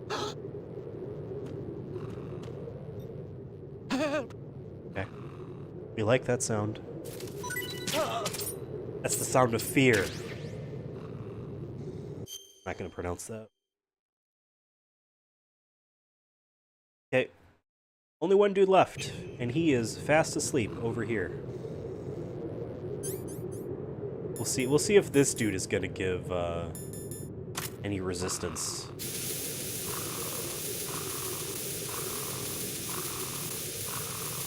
I do not remember who McScummy 2 is. Must have played a fighting game with them. Freeze! Don't kill me. Weird, all of the shots in his back fell out. Okay, that was the last guy we needed on this playthrough, unless I missed one. Unless I missed one. Let's see, there's a total of 43 on this playthrough. 43, or 85 minus 43 is 42. And there is 42 on very easy. So yes, 42 plus 43 is indeed 85. We got them all. So far. Now we just finished the game. No special objectives to do. No alternative goals. Again, I'm getting over a cold, so I'm kind of sick right now. And when I say kind of sick, I actually do mean kind of sick. Because I'm not super sick. I had a stomach bug and a fever on Friday. Separate points. Stomach bug lasted maybe 3 minutes, probably less. I avoided throwing up. Although I definitely looked like a stereotypical junkie from a movie tweaking out. I was cycling through all these different ways of fidgeting. while having a cold sweat in an AC environment. And I had a fever that night. I killed that off within 3 hours. Very proud of myself there. I don't know if that's generally the pace in which people can get rid of a fever, but I was happy. Now today it's just, yeah, just general soreness. I have a question for you. Not gonna ask that question though, because Ethan skipped the codec call. General soreness. I went out to my car to grab something from the trunk. I was sore from that, so I know I'm still sick. Sneezing and coughing. Yeah, obviously there is a funny Easter egg here with the directional microphone. Enemy soldiers, gun ciphers. You can listen to I don't think we're Emma gonna be bump able to into slip the guy who past all keeps shitting that. his pants in this series. Looks like he can barely support. I'm not gonna go ahead and do that. That was a trophy, but I already got that forever This is ago. riding. Let's try with the night vision goggles. I feel like I've only ever done this with the thermal goggles. Although I probably have done this at least once with where's the pentazamine?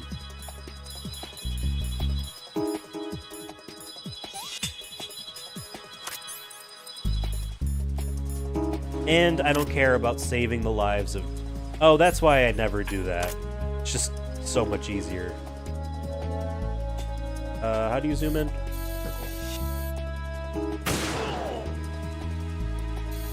Next is zoom out.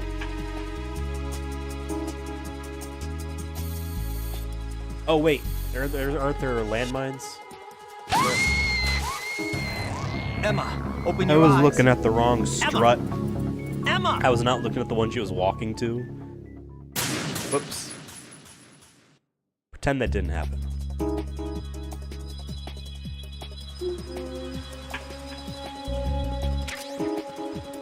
We're going to pretend that that did not happen.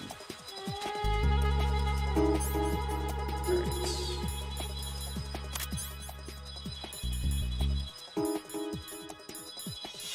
I always get lost in these menus. But I actually do prefer them to some sort of radial thing. Yeah.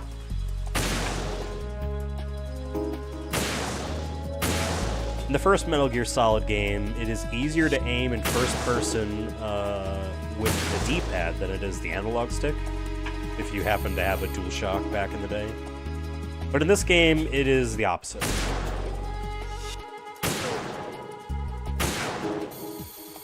Jesus, die.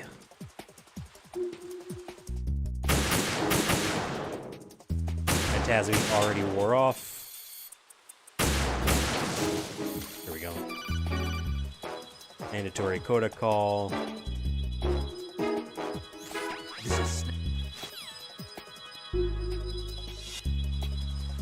Here she is. I forget. Did they make her purposefully not stand out as much so that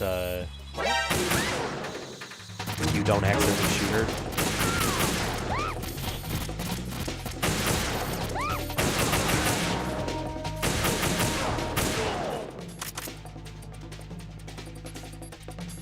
That won't be annoying.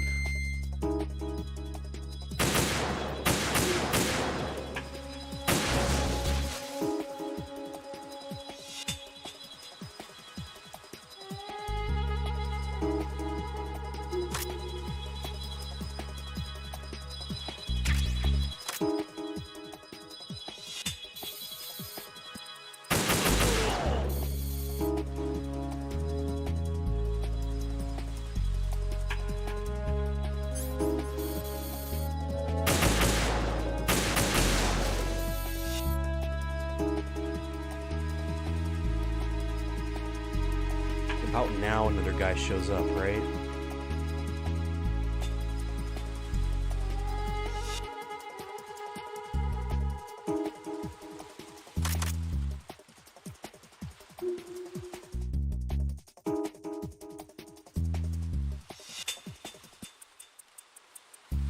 Expert mode shoot out all these seagulls.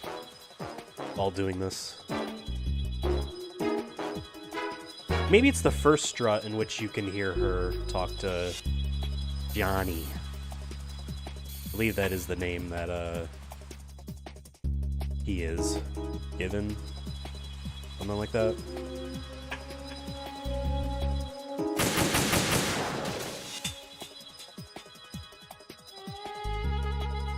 Right, she can still be seen from behind. Behind that first pillar. Yeah. This is a cool sequence.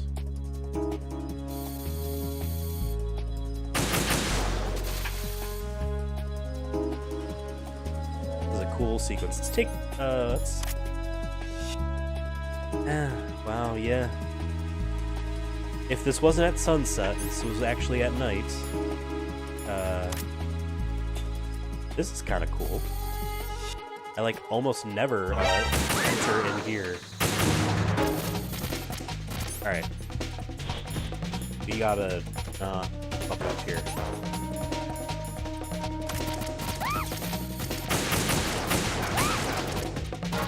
Come on, come on, come on, come on, come on!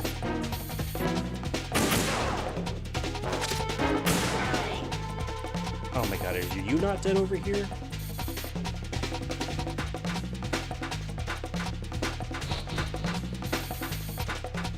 I'm like out of ammo.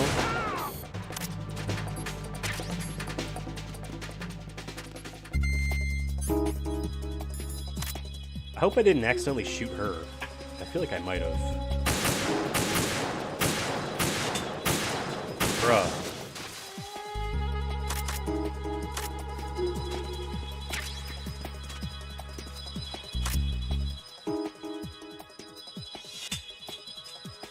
Where am I?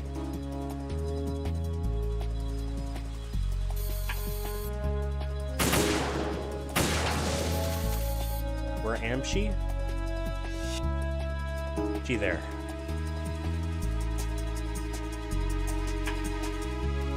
Maybe on harder difficulties, dudes start showing up from the back. I can see her. I don't remember.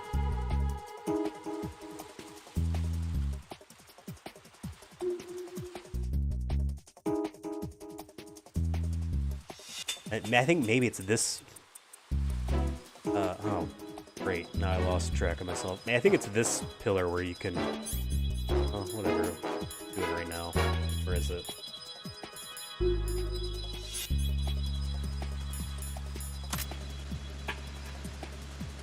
I guess she already had that conversation. Oh, but you can hear her as she's walking. That's right. That's another little Easter egg. You can hear her talk to herself as she's like trying not to be frightened about, you know, doing what she's doing right now. That is Snake, so we do not want to kill him. Oh. But we can put him to sleep.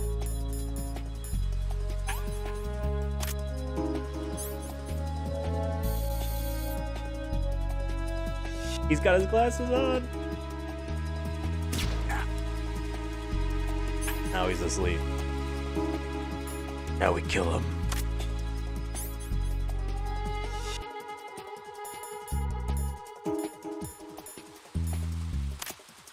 Ah!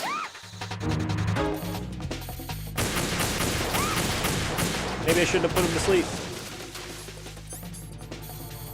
Damn, we're on easy and she has that much health left. Maybe if I wasn't fucking around.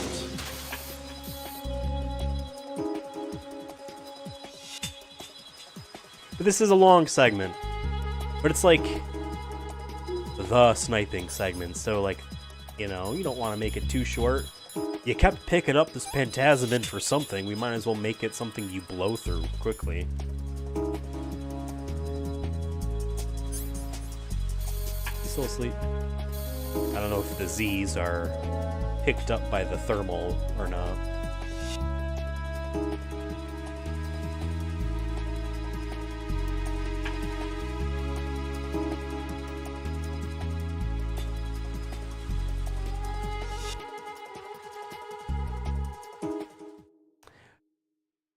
right, she doesn't make it to the end.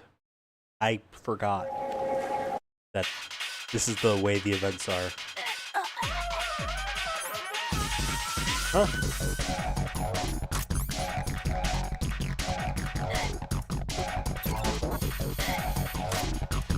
Oh, because they put a...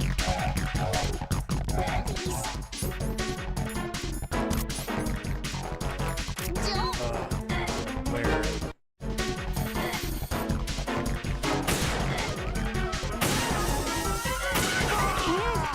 Go on. No, I don't want this.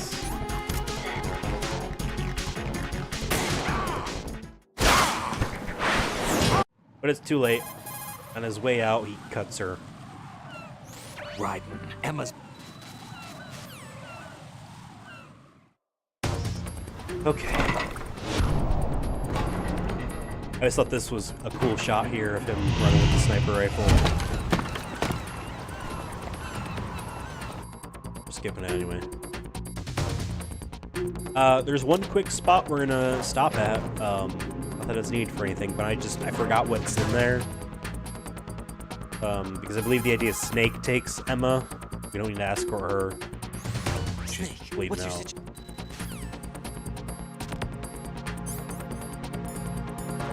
We have all the dog tags.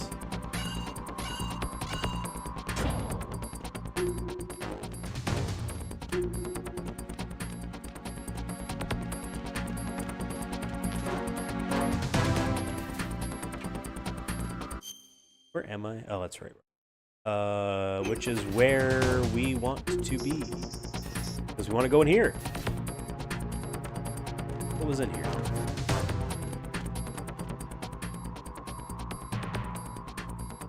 Is it literally just where you can get the Zone of the Enders box?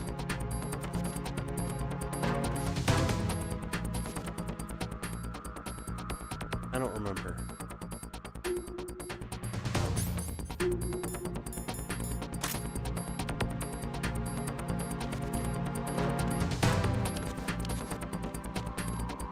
Is there really nothing?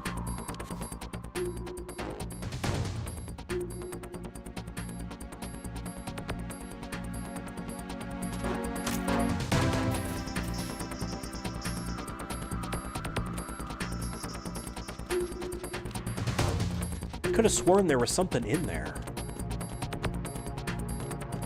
Whatever. Whatever it is, it wasn't necessary anyway.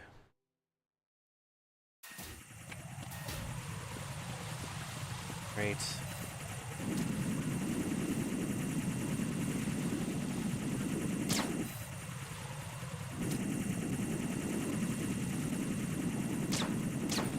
No, come on.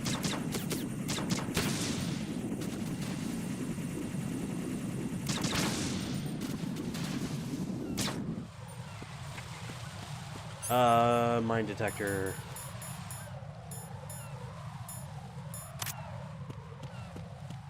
Huh, I'm surprised that it throw more on there.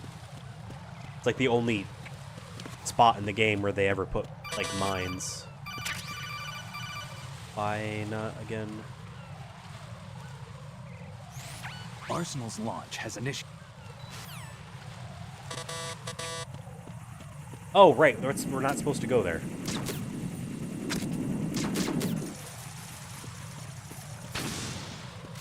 Oh. Alright. We're doing it. One more time. Pay close attention here. Ready? Pay close attention. Watch the birds fall. So stupid. I love it. Causes the frame rate to dip there a bit at the end. You see that? Oh, there is mines there. Wow. Okay. In case you're gonna be like, oh.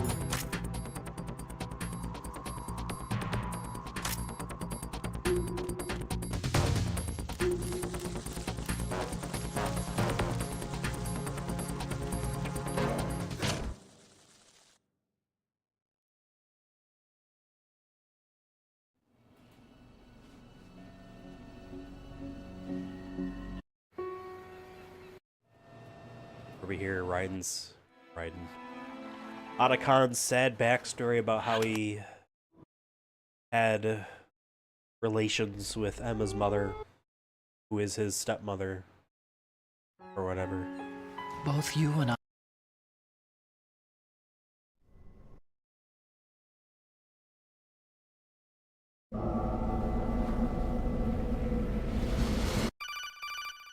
Lots of cut. I love all of it, don't get me wrong. It is a lot. Jack, are you reading? Yes, I would love to save, actually. I have been forgetting to ever call and save, and we've been playing for 2 hours. We've been playing for count 'em, 2 hours. Almost tempted to take a break.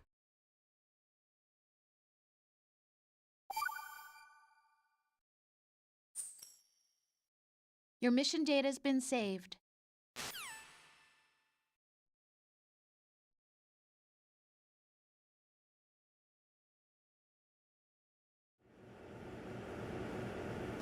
They are purposely using lower polygon stuff It's here been a while, hasn't it? to make this room Jack the Ripper. look more like the torture room in Metal Gear Solid 1, You if know not this using fellow? the same textures. You remember me, don't you? You've grown. We're unable to skip this. High concentration of cerebral But hey, they're implants. making you Have they altered your memory too? making you mash the button a bunch. It's not really like, it's not the torture, level of torture. The 80s. It's an interesting code.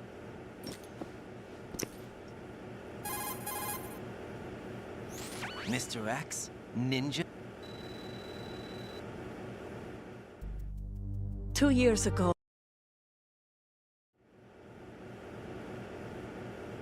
So you joined hands with him?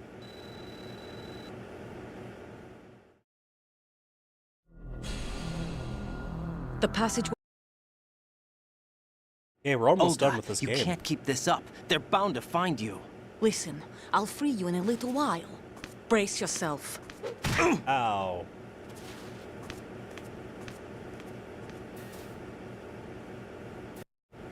Ow.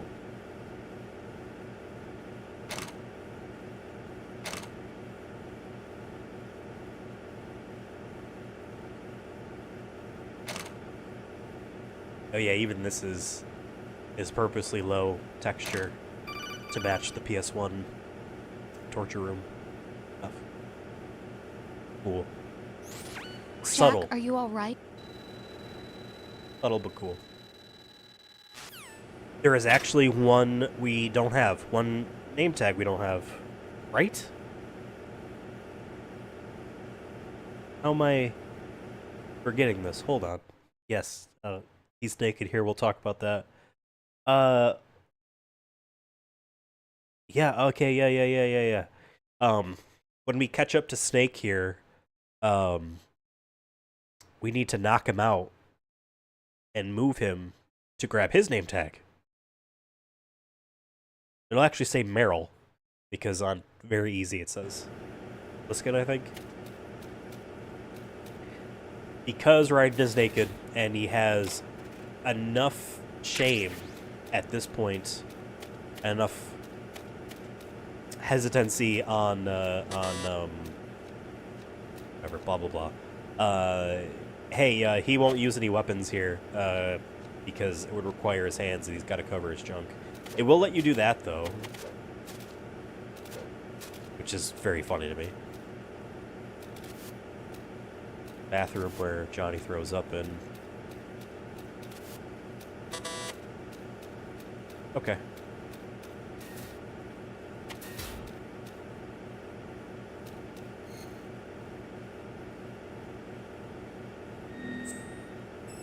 And then this becomes a bit more of a, I don't want to say a traditional stealth game.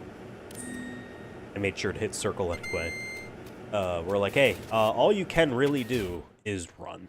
Is just move. You are kind of, like, I believe, This is where, you know, all the stuff is breaking down. I believe... Oh, I didn't mean to actually do that.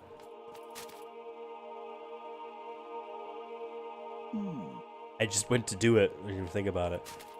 Yeah, you can still knock. So you can distract guards that way, but it is a bit more of a Pac-Man. I know that was a criticism people had of the original. Where, oh, you just stare at the radar. And that's true. You can just stare at the radar and play Pac-Man.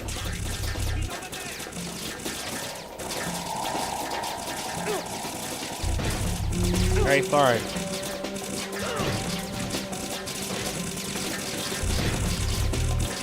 No! Okay, shoot me up the stairs. I swear I was gonna do this whole sequence a lot cooler than what's being shown right now. And maybe on the next playthrough, you'll see that.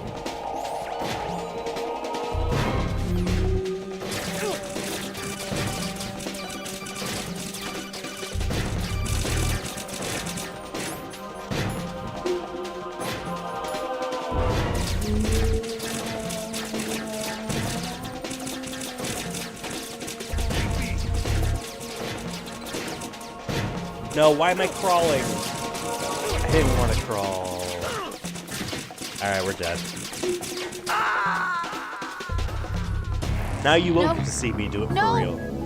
Jack, please answer me! Jack!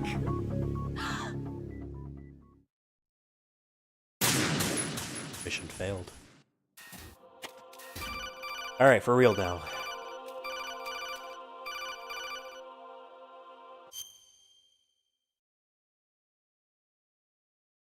Cool that they show that for them. I don't know what that's called, but that's a thing.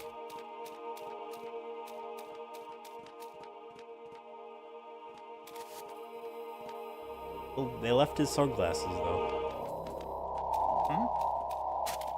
Is there somebody there?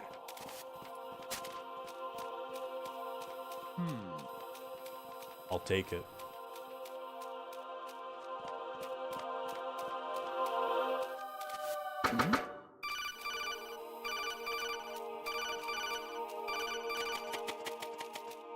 You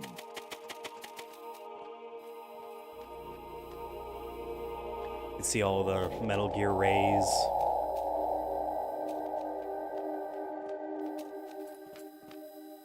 Camera right there, which is why you don't just run across, although you could make it if you really tried. Music's here, super cool. Ooh.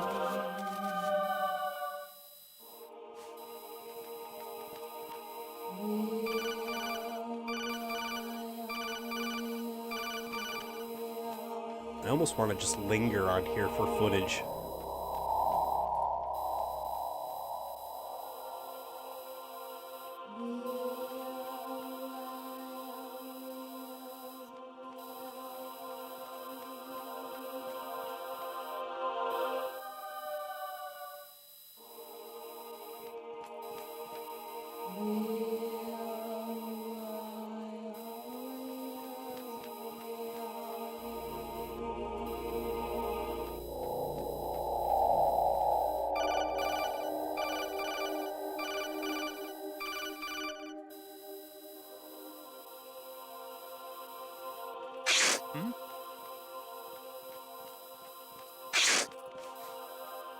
What was that sound? Count up the enemy requested. I forgot about the cold.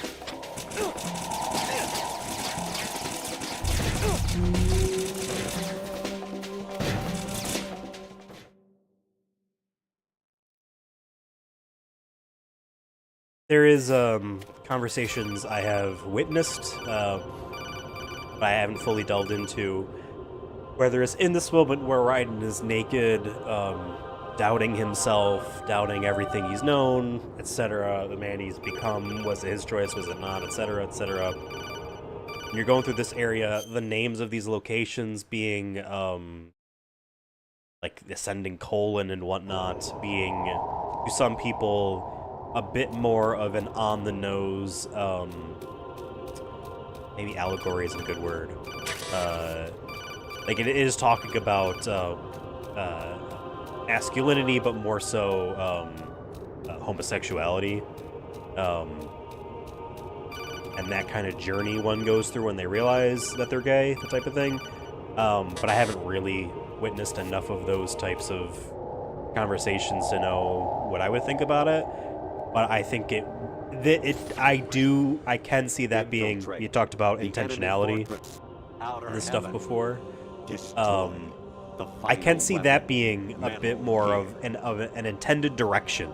You know what I mean? I can see that being the case. And yeah, Snake shows up, right? You have to take these calls. No, they do.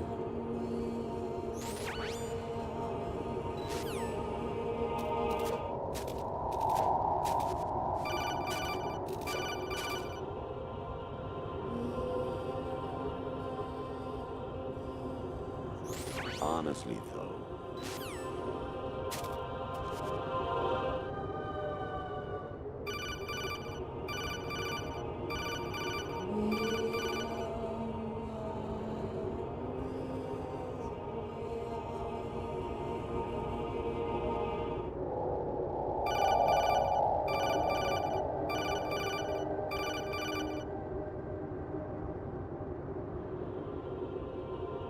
Now, is this stock footage that they purchased?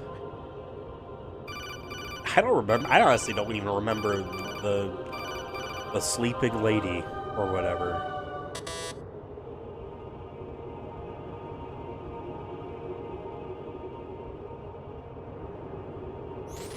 Anonymity.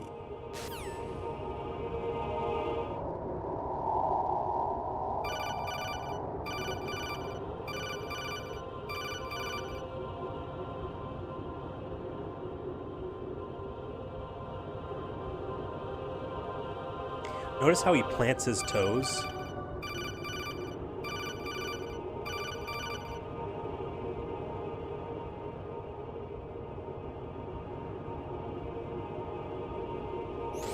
I was a North American fall web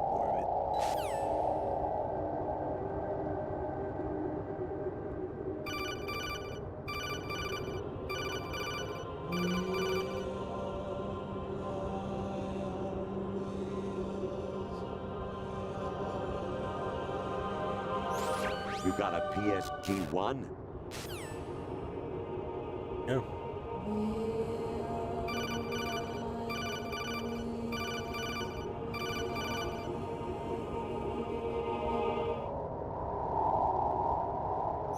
Actually, there is something I've...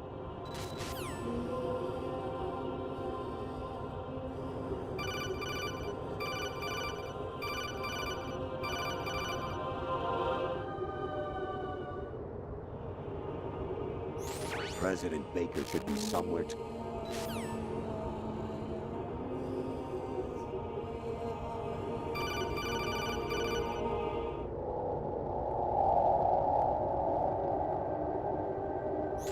Jack, it's me.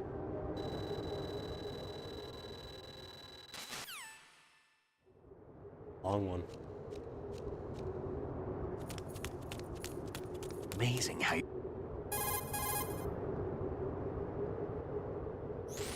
Sorry about earlier. I had to use you.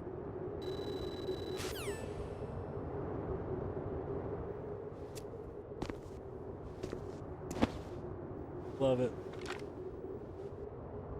Move the right stick up and down to make a vertical slice, and left and right to slice parallel to the ground. Move the stick in a circle to do a rotating cut. Push it forward to lunge and strike. You can guard with your blade if you have the L1 button pressed down. You should be able to deflect a bullet or two. And you can also do it non-lethally. By, oh, I guess while you're holding it. Very cool. Sorry. Damn kid. I have to knock you out.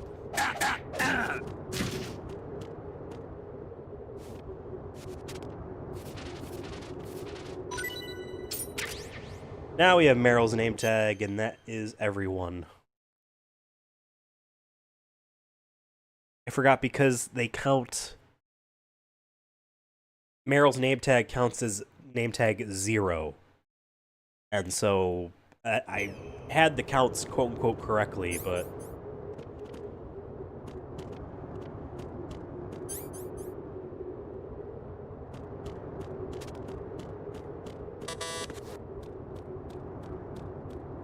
What do you think? Sorry. I need Meryl's name tag. Can I hold your hand by holding triangle? Moron.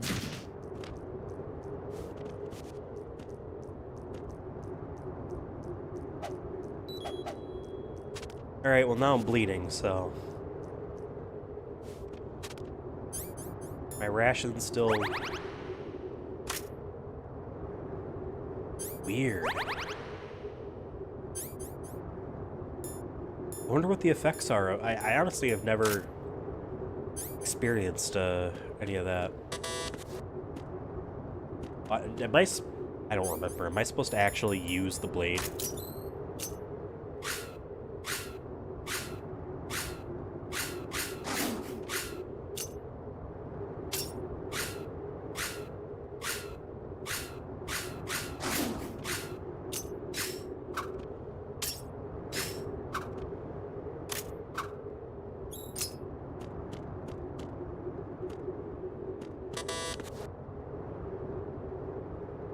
Just make a knocking sound.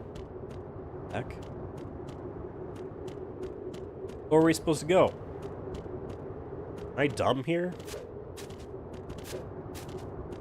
Open the door.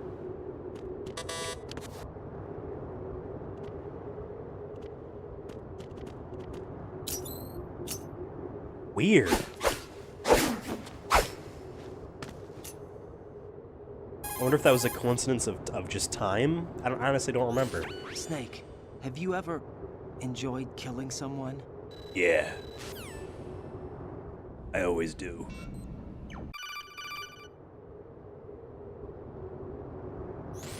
Snake, Raiden. Oh, shut up, the nerd's calling. I'll listen to the nerd. Mandatory alert sequence.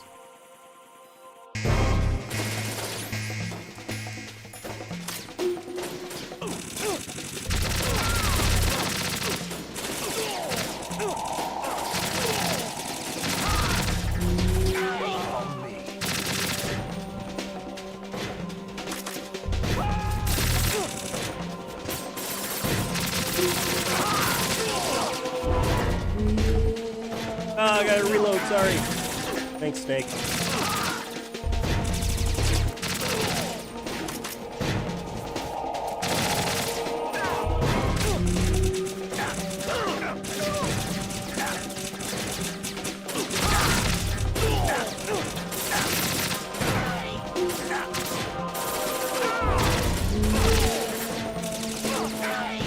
How about ammo on this gun? I think I have the M4.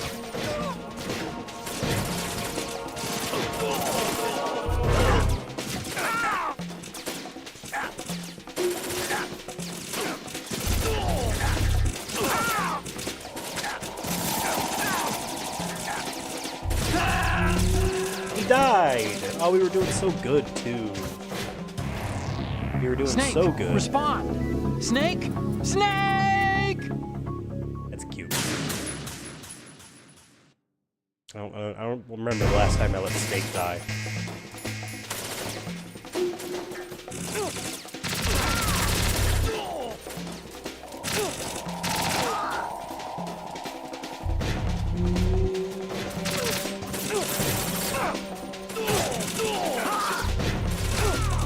Follow me. Okay, lead the way.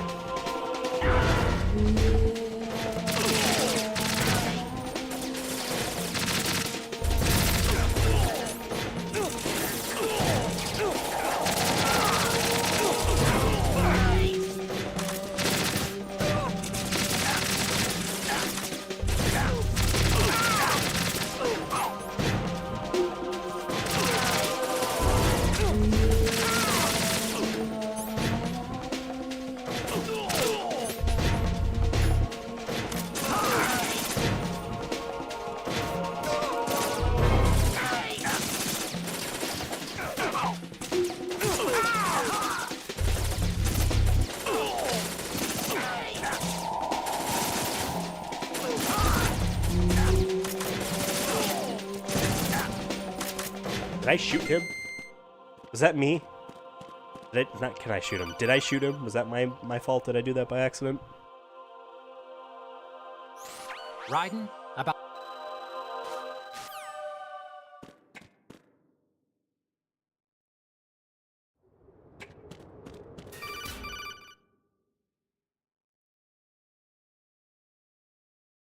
I like how Dryden, they've got Rose. What? they make Rose is being held in the holds. It's a trap. the volume Rose! voice Right. thingy look a Get little a bit grip. murky when it's like, you know, something's weird, you know. All right, still got sea lice all over those.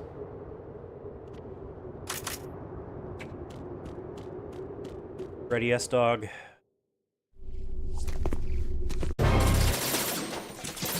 Oh, of course, it puts you on that side.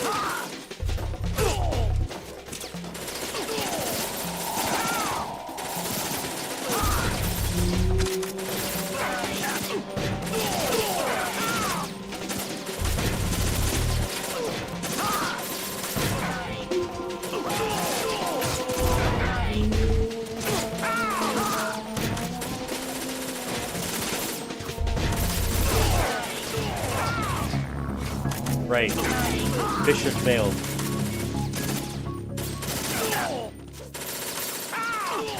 Oh, I out-equipped my gun.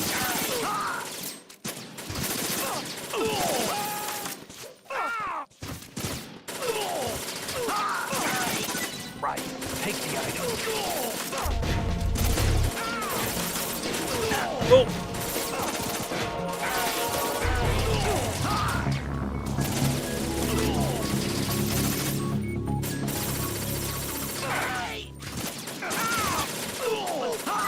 Catch. Such a cool sequence. I love that. I love that sequence. And I love this cutscene too. They got their cool sunglasses on.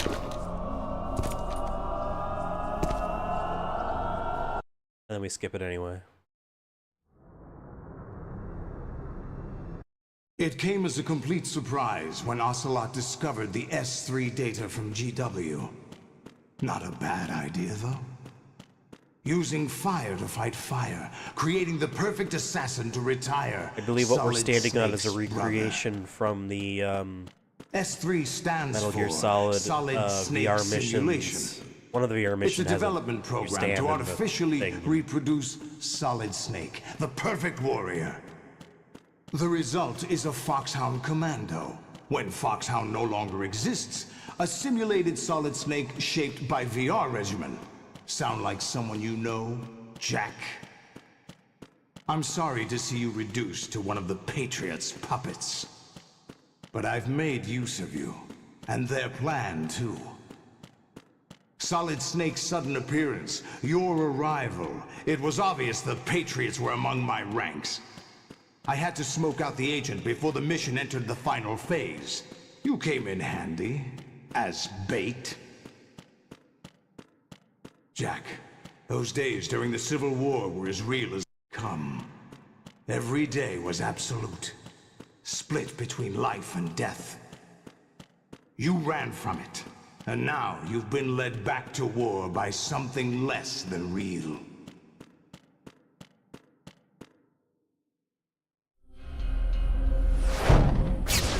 Now we fight like 10 Metal Gear A's, I think. No more. I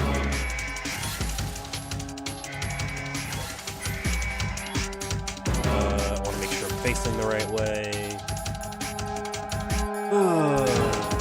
Okay.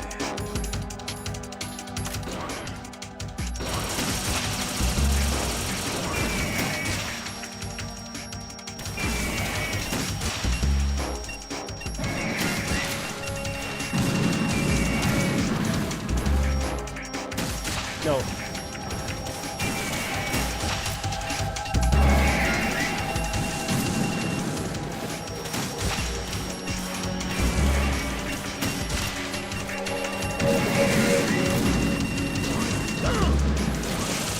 I'm getting a little bit too ahead of myself and kind of trying to juggle them. You knock one of them down to a knee, and then you shoot him in the mouth.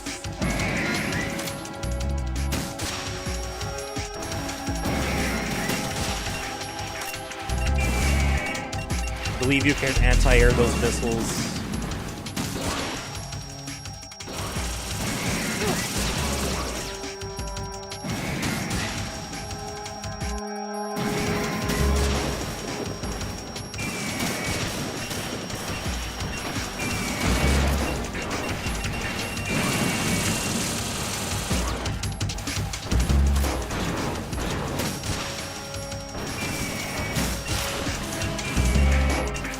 Might have been a thing about using the ones in the back missiles against the one that's up on the platform, but I don't really remember.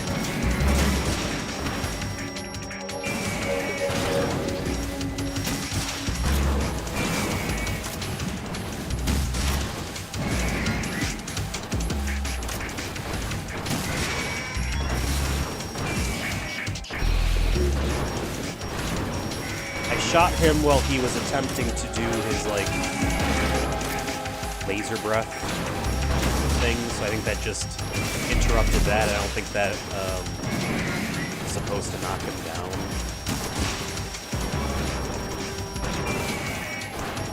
Alright, he's like a dead hook. That was a shot at nowhere. There we go. Alright, he's come up here to join us. Oh, I'm about to die. Hold on.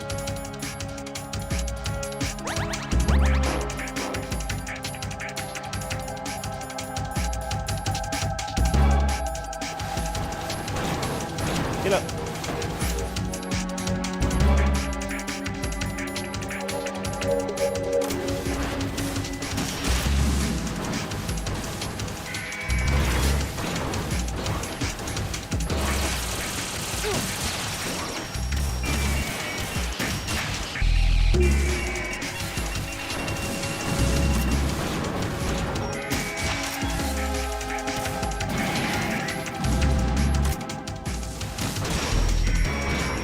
Battery's low on this controller.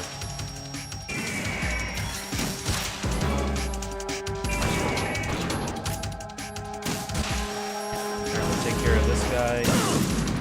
Damn. Thought I could maybe pop that off first.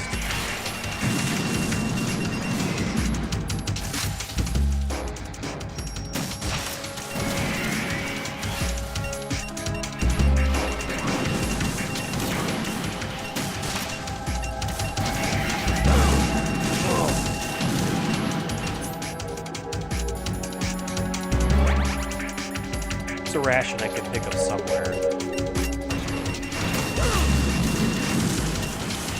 Looks like we're hunting for it. I see it straight ahead. Bruh. Come on.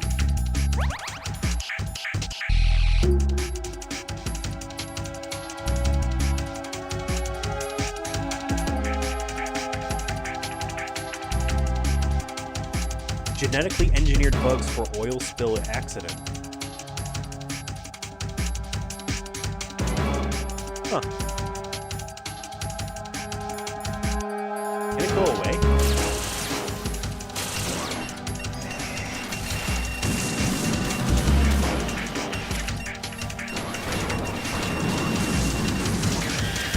Ah!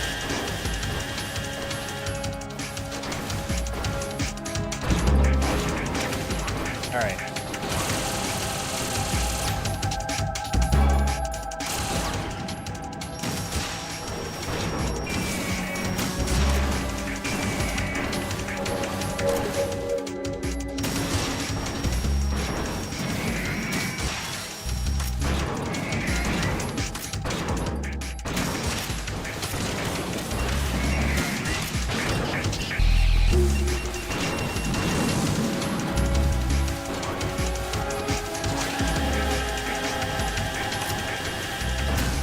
See another ration has appeared.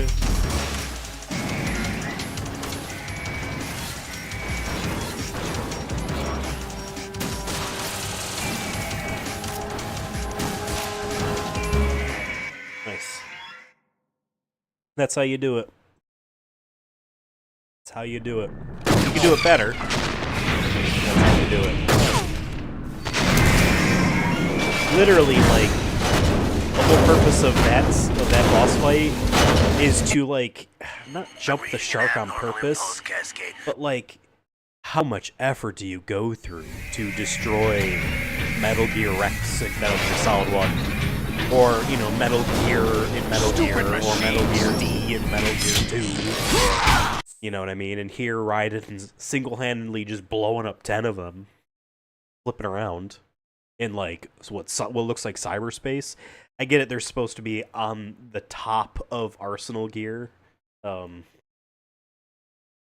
I always was confused that first couple times playing that game. I thought we were, like, in the ship's, like, head or something. Like, I don't know. But we're supposed to be outside.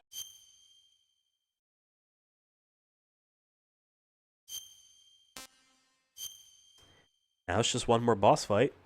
And then that will be a trophy, actually. I think we'll unlock a wig for a trophy. And then I will transfer the save to my Vita. Are you awake yet, which Jack? we won't be able to do on stream. GW, the Arsenal AI is corrupted beyond repair. I admit that I and I'll get a trophy in the underestimated Vita version. Plenty more streams this week. Videos as well. Devin and I are recording a new kind of podcast tomorrow. My son. I'm excited for it. So like and subscribe. So that you will know that it's happening. I don't want it to die.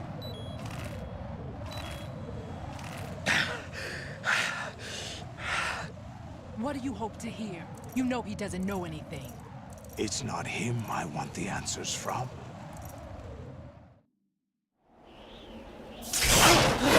Okay. They were planning to extend their control to digital information flow with No, there is another way. I'm repairing PS3 on Wednesday. Deaths. Solidus. That'll be a stream we're gonna do. You.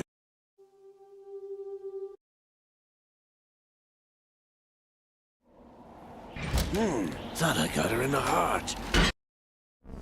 I've been inside this.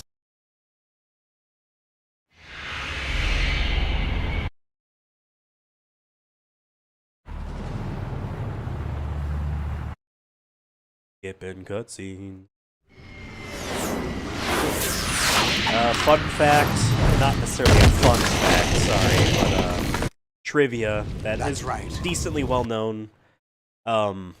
So I know I'm skipping cutscenes, but they cut a cutscene. All you want is in which Arsenal Gear crashes into New York. The data of life. They had to cut that because 9/11 happened. All this I game came want out is like to be a month or two afterwards. other people. So they had to cut the cutscene they made of destruction in Manhattan. Raiden, are you?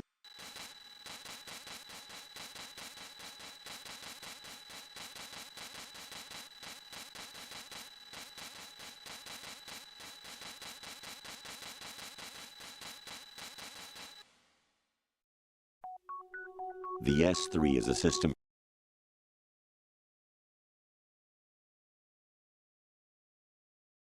What you experience. I know I'm skipping all these cutscenes and codec calls, but this game rules. The story rules. All of it is done so well. There are. But I have to skip it for time. I don't want this platinum run to take 40 streams. Jack, I claimed you.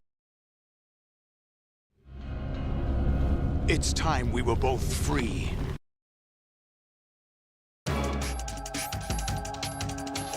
Alright, if I remember correctly, you kind of... Oops. Juke him a little bit. Get him to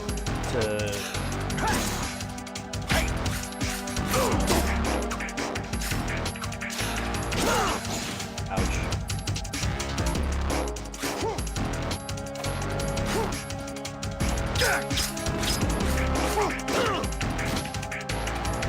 When he starts to do his like fire dash stuff there, then he whoa!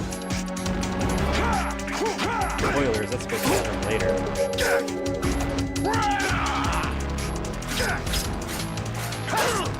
Is that the best you can do?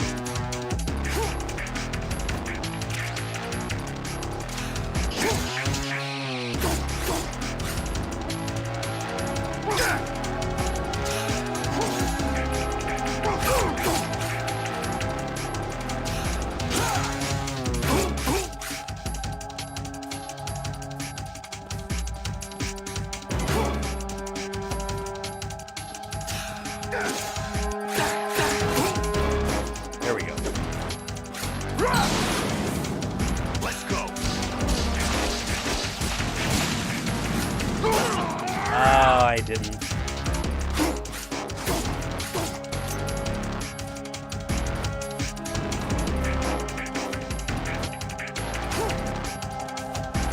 You take a swing at him so that the AI is like going on the offensive to counterattack that. And then you hopefully dodge that. Oops. I guess that worked out in that way.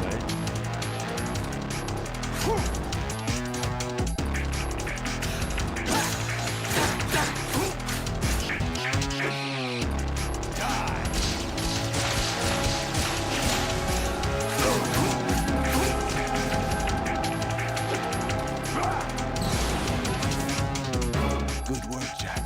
But this is where it They stop you from moving for this, so I'm like in his fire right now. Yeah. Remove your heavy weighted strike limiter animation. Let you boost 3 times. Stop calling me. I'm trying to do a thing. Oh.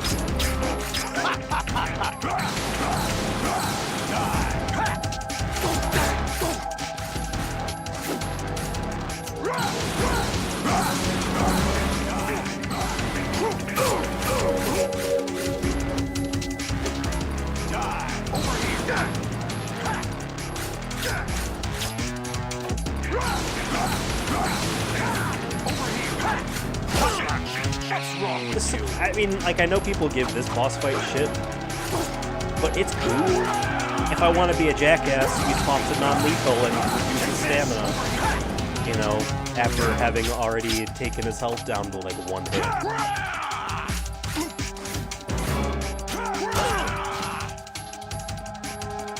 I just...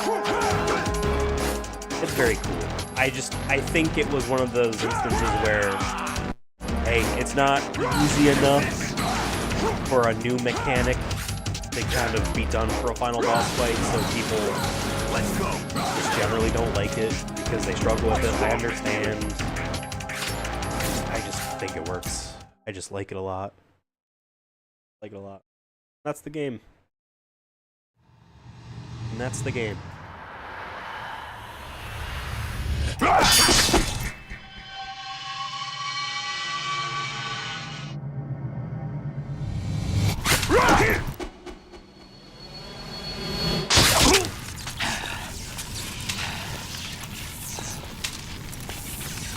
Super dope. We're skipping all this. There's no such thing in the world as absolute reality. I think my favorite Most of what cutscene they call in real video is games actually is fiction. this, which is mostly footage What you think that you they see purchased. is only as real as your brain tells you it is. I just think it's just, again, it's the writing. And I'm skipping all of it, but it's the writing. By the way, what is that? Oh, my cool sunglasses. You got some too. Let's see. What did I put? What did I put for the name? Dog tags. Ethan. It has my actual birthday, February 16th.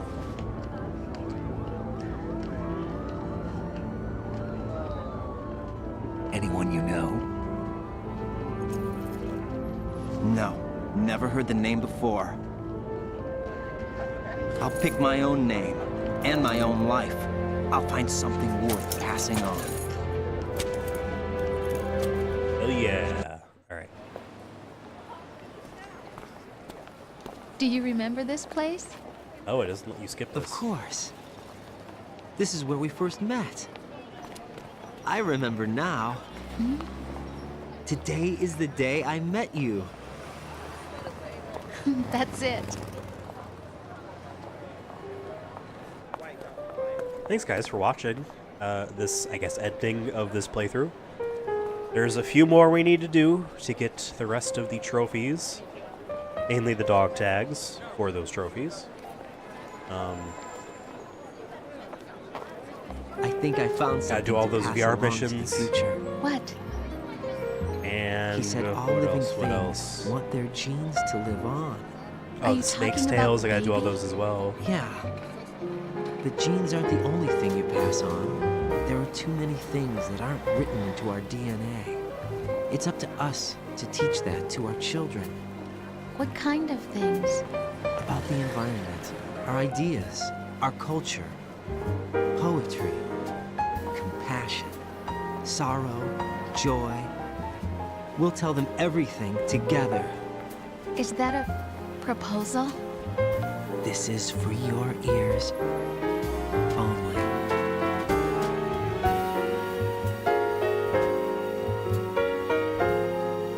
I even think the fact that this is obviously low-resolution footage that was probably filmed before 2001, I think it almost makes it work even more so in like an HD port of the game. Because it makes it feel older, which is what they're intending by having a sepia tone filter, you know, over it in post. I think it's cool. I think it's cool. And that's the credits. Even though Raiden is the main character of this game, he's not top billing. And think, what am I made of? Am I full of sorrow? Am I hurt? But yes, this is a part of an overall trophy hunting journey I'm on to get the Platinum Trophy in every Metal Gear Solid game, at least in every individual game. I mean, this is the PlayStation 3 and Vita, because I'm transferring versions of this game, but there's that Master Collection version of Metal Gear Solid 2 as well. It'll be for another time. Because after this, I would do, I guess, the Master Collection version of 3. Belt is going to be a special thing we're going to do. And then 4, I already have Peace Walker. We'll finish up 5. And actually, probably before 5, I'll do Rising. But I also rotate between this series and Final Fantasy. We're doing Final Fantasy 3 right now. Much easier time. And Kingdom Hearts. Most of those I have almost already done, so we're finishing up Kingdom Hearts 2 on PS3 now. So yeah, and actually on Thursday will be Final Fantasy 3, and on Sunday, so a week from today, will be Kingdom Hearts 2. Let's see, on Wednesday, like I said, is me trying to save my PlayStation 3. Tomorrow, though, is summer of PS3's next game, Dead Space Extraction. Every week, I'm doing a motion-controlled PS3 game. Friday is the return of this little game here. Metroid Fusion. Doesn't show up really well on camera. We're going to be continuing the retro achievements hunt of that game with the GB operator. Actually using my real cartridge to get retro achievements, which is awesome.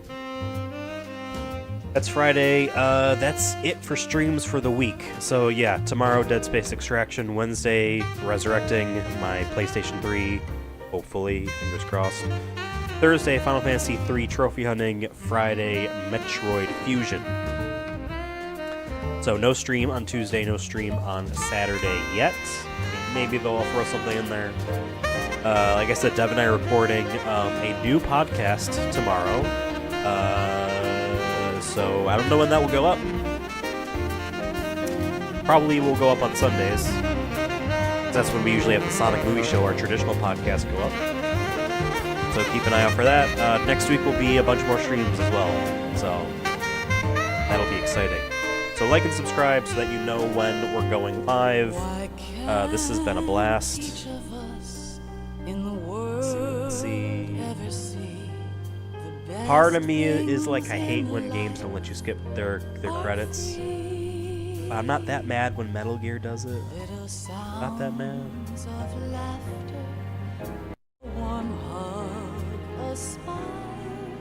Hey, can I say one more thing that's not that kind about modern Kojima stuff? His music choice is a little bit like, what's something a cool artist that does now that I like? And I don't know, it's not the same as this or Metal Gear Solid 1 or 3.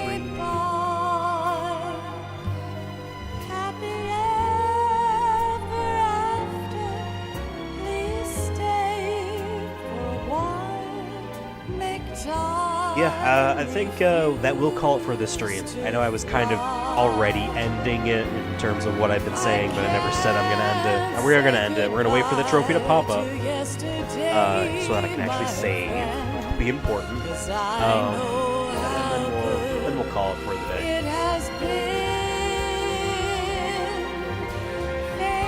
Been a little bit longer than I usually do, but I always want it to be longer anyway, so... Got a lot of catching up to do.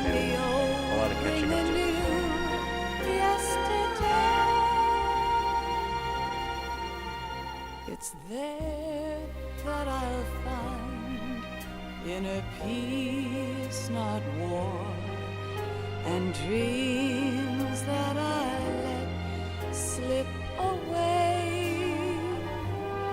I'll find the joyfulness I'm looking for way back.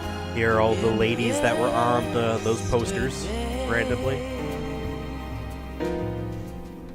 In the video games. Metal Gear Ghost Fable, I've never played it. I was kind of hoping it would be in the next Master Collection. That cartridge is expensive.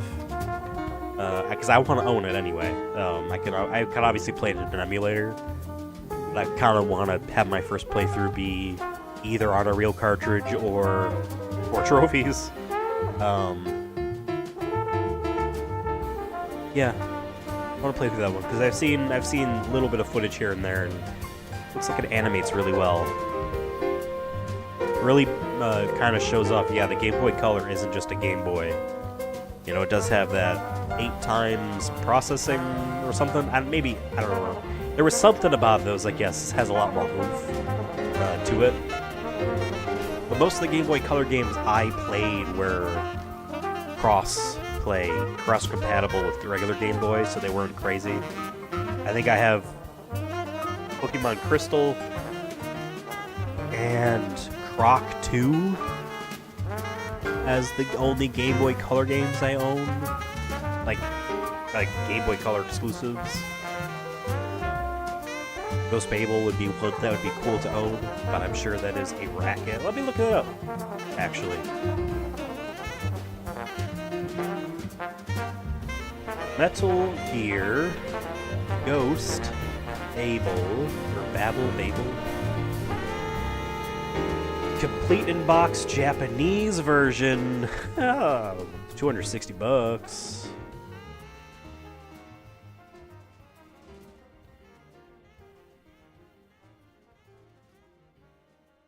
American versions or North American version. Not even seeing one of those. That's how little there are. The eBay isn't full of them. Life isn't just about passing on your genes. We can leave behind much more than just DNA. Right, because it's Through called speech, just Metal Gear music, Solid literature and movies, in America. What so we've seen, heard, felt, anger, you search for Metal Gear joy, Solid and Game Boy sorrow. Color. These are the things I will pass Oh, on. $350. That's what I live for. $290. We need to pass the torch and let our children read our messy and sad history by its light. $440. Hey, does We someone have want all to the buy it magic for of me? the digital age to do that. That's with. complete in box, which I would want. The human race will Yikes. probably come to an end sometime, and new species may rule over this planet. Snake, You there? I'm glad I was able It's to cut me. the scene there. Yeah. We will probably all die. Cool.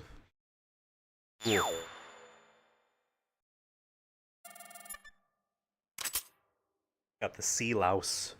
Probably because I had sea lice on me at the end.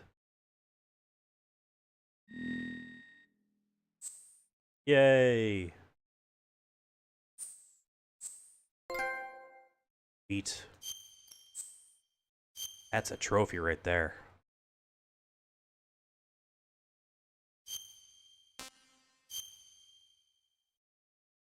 I hate only ever using one save file for these long, deeply planned out playthroughs, but the whole transfarring thing, yikes, you know? I don't want to risk it. So thanks for watching. I'm gonna go.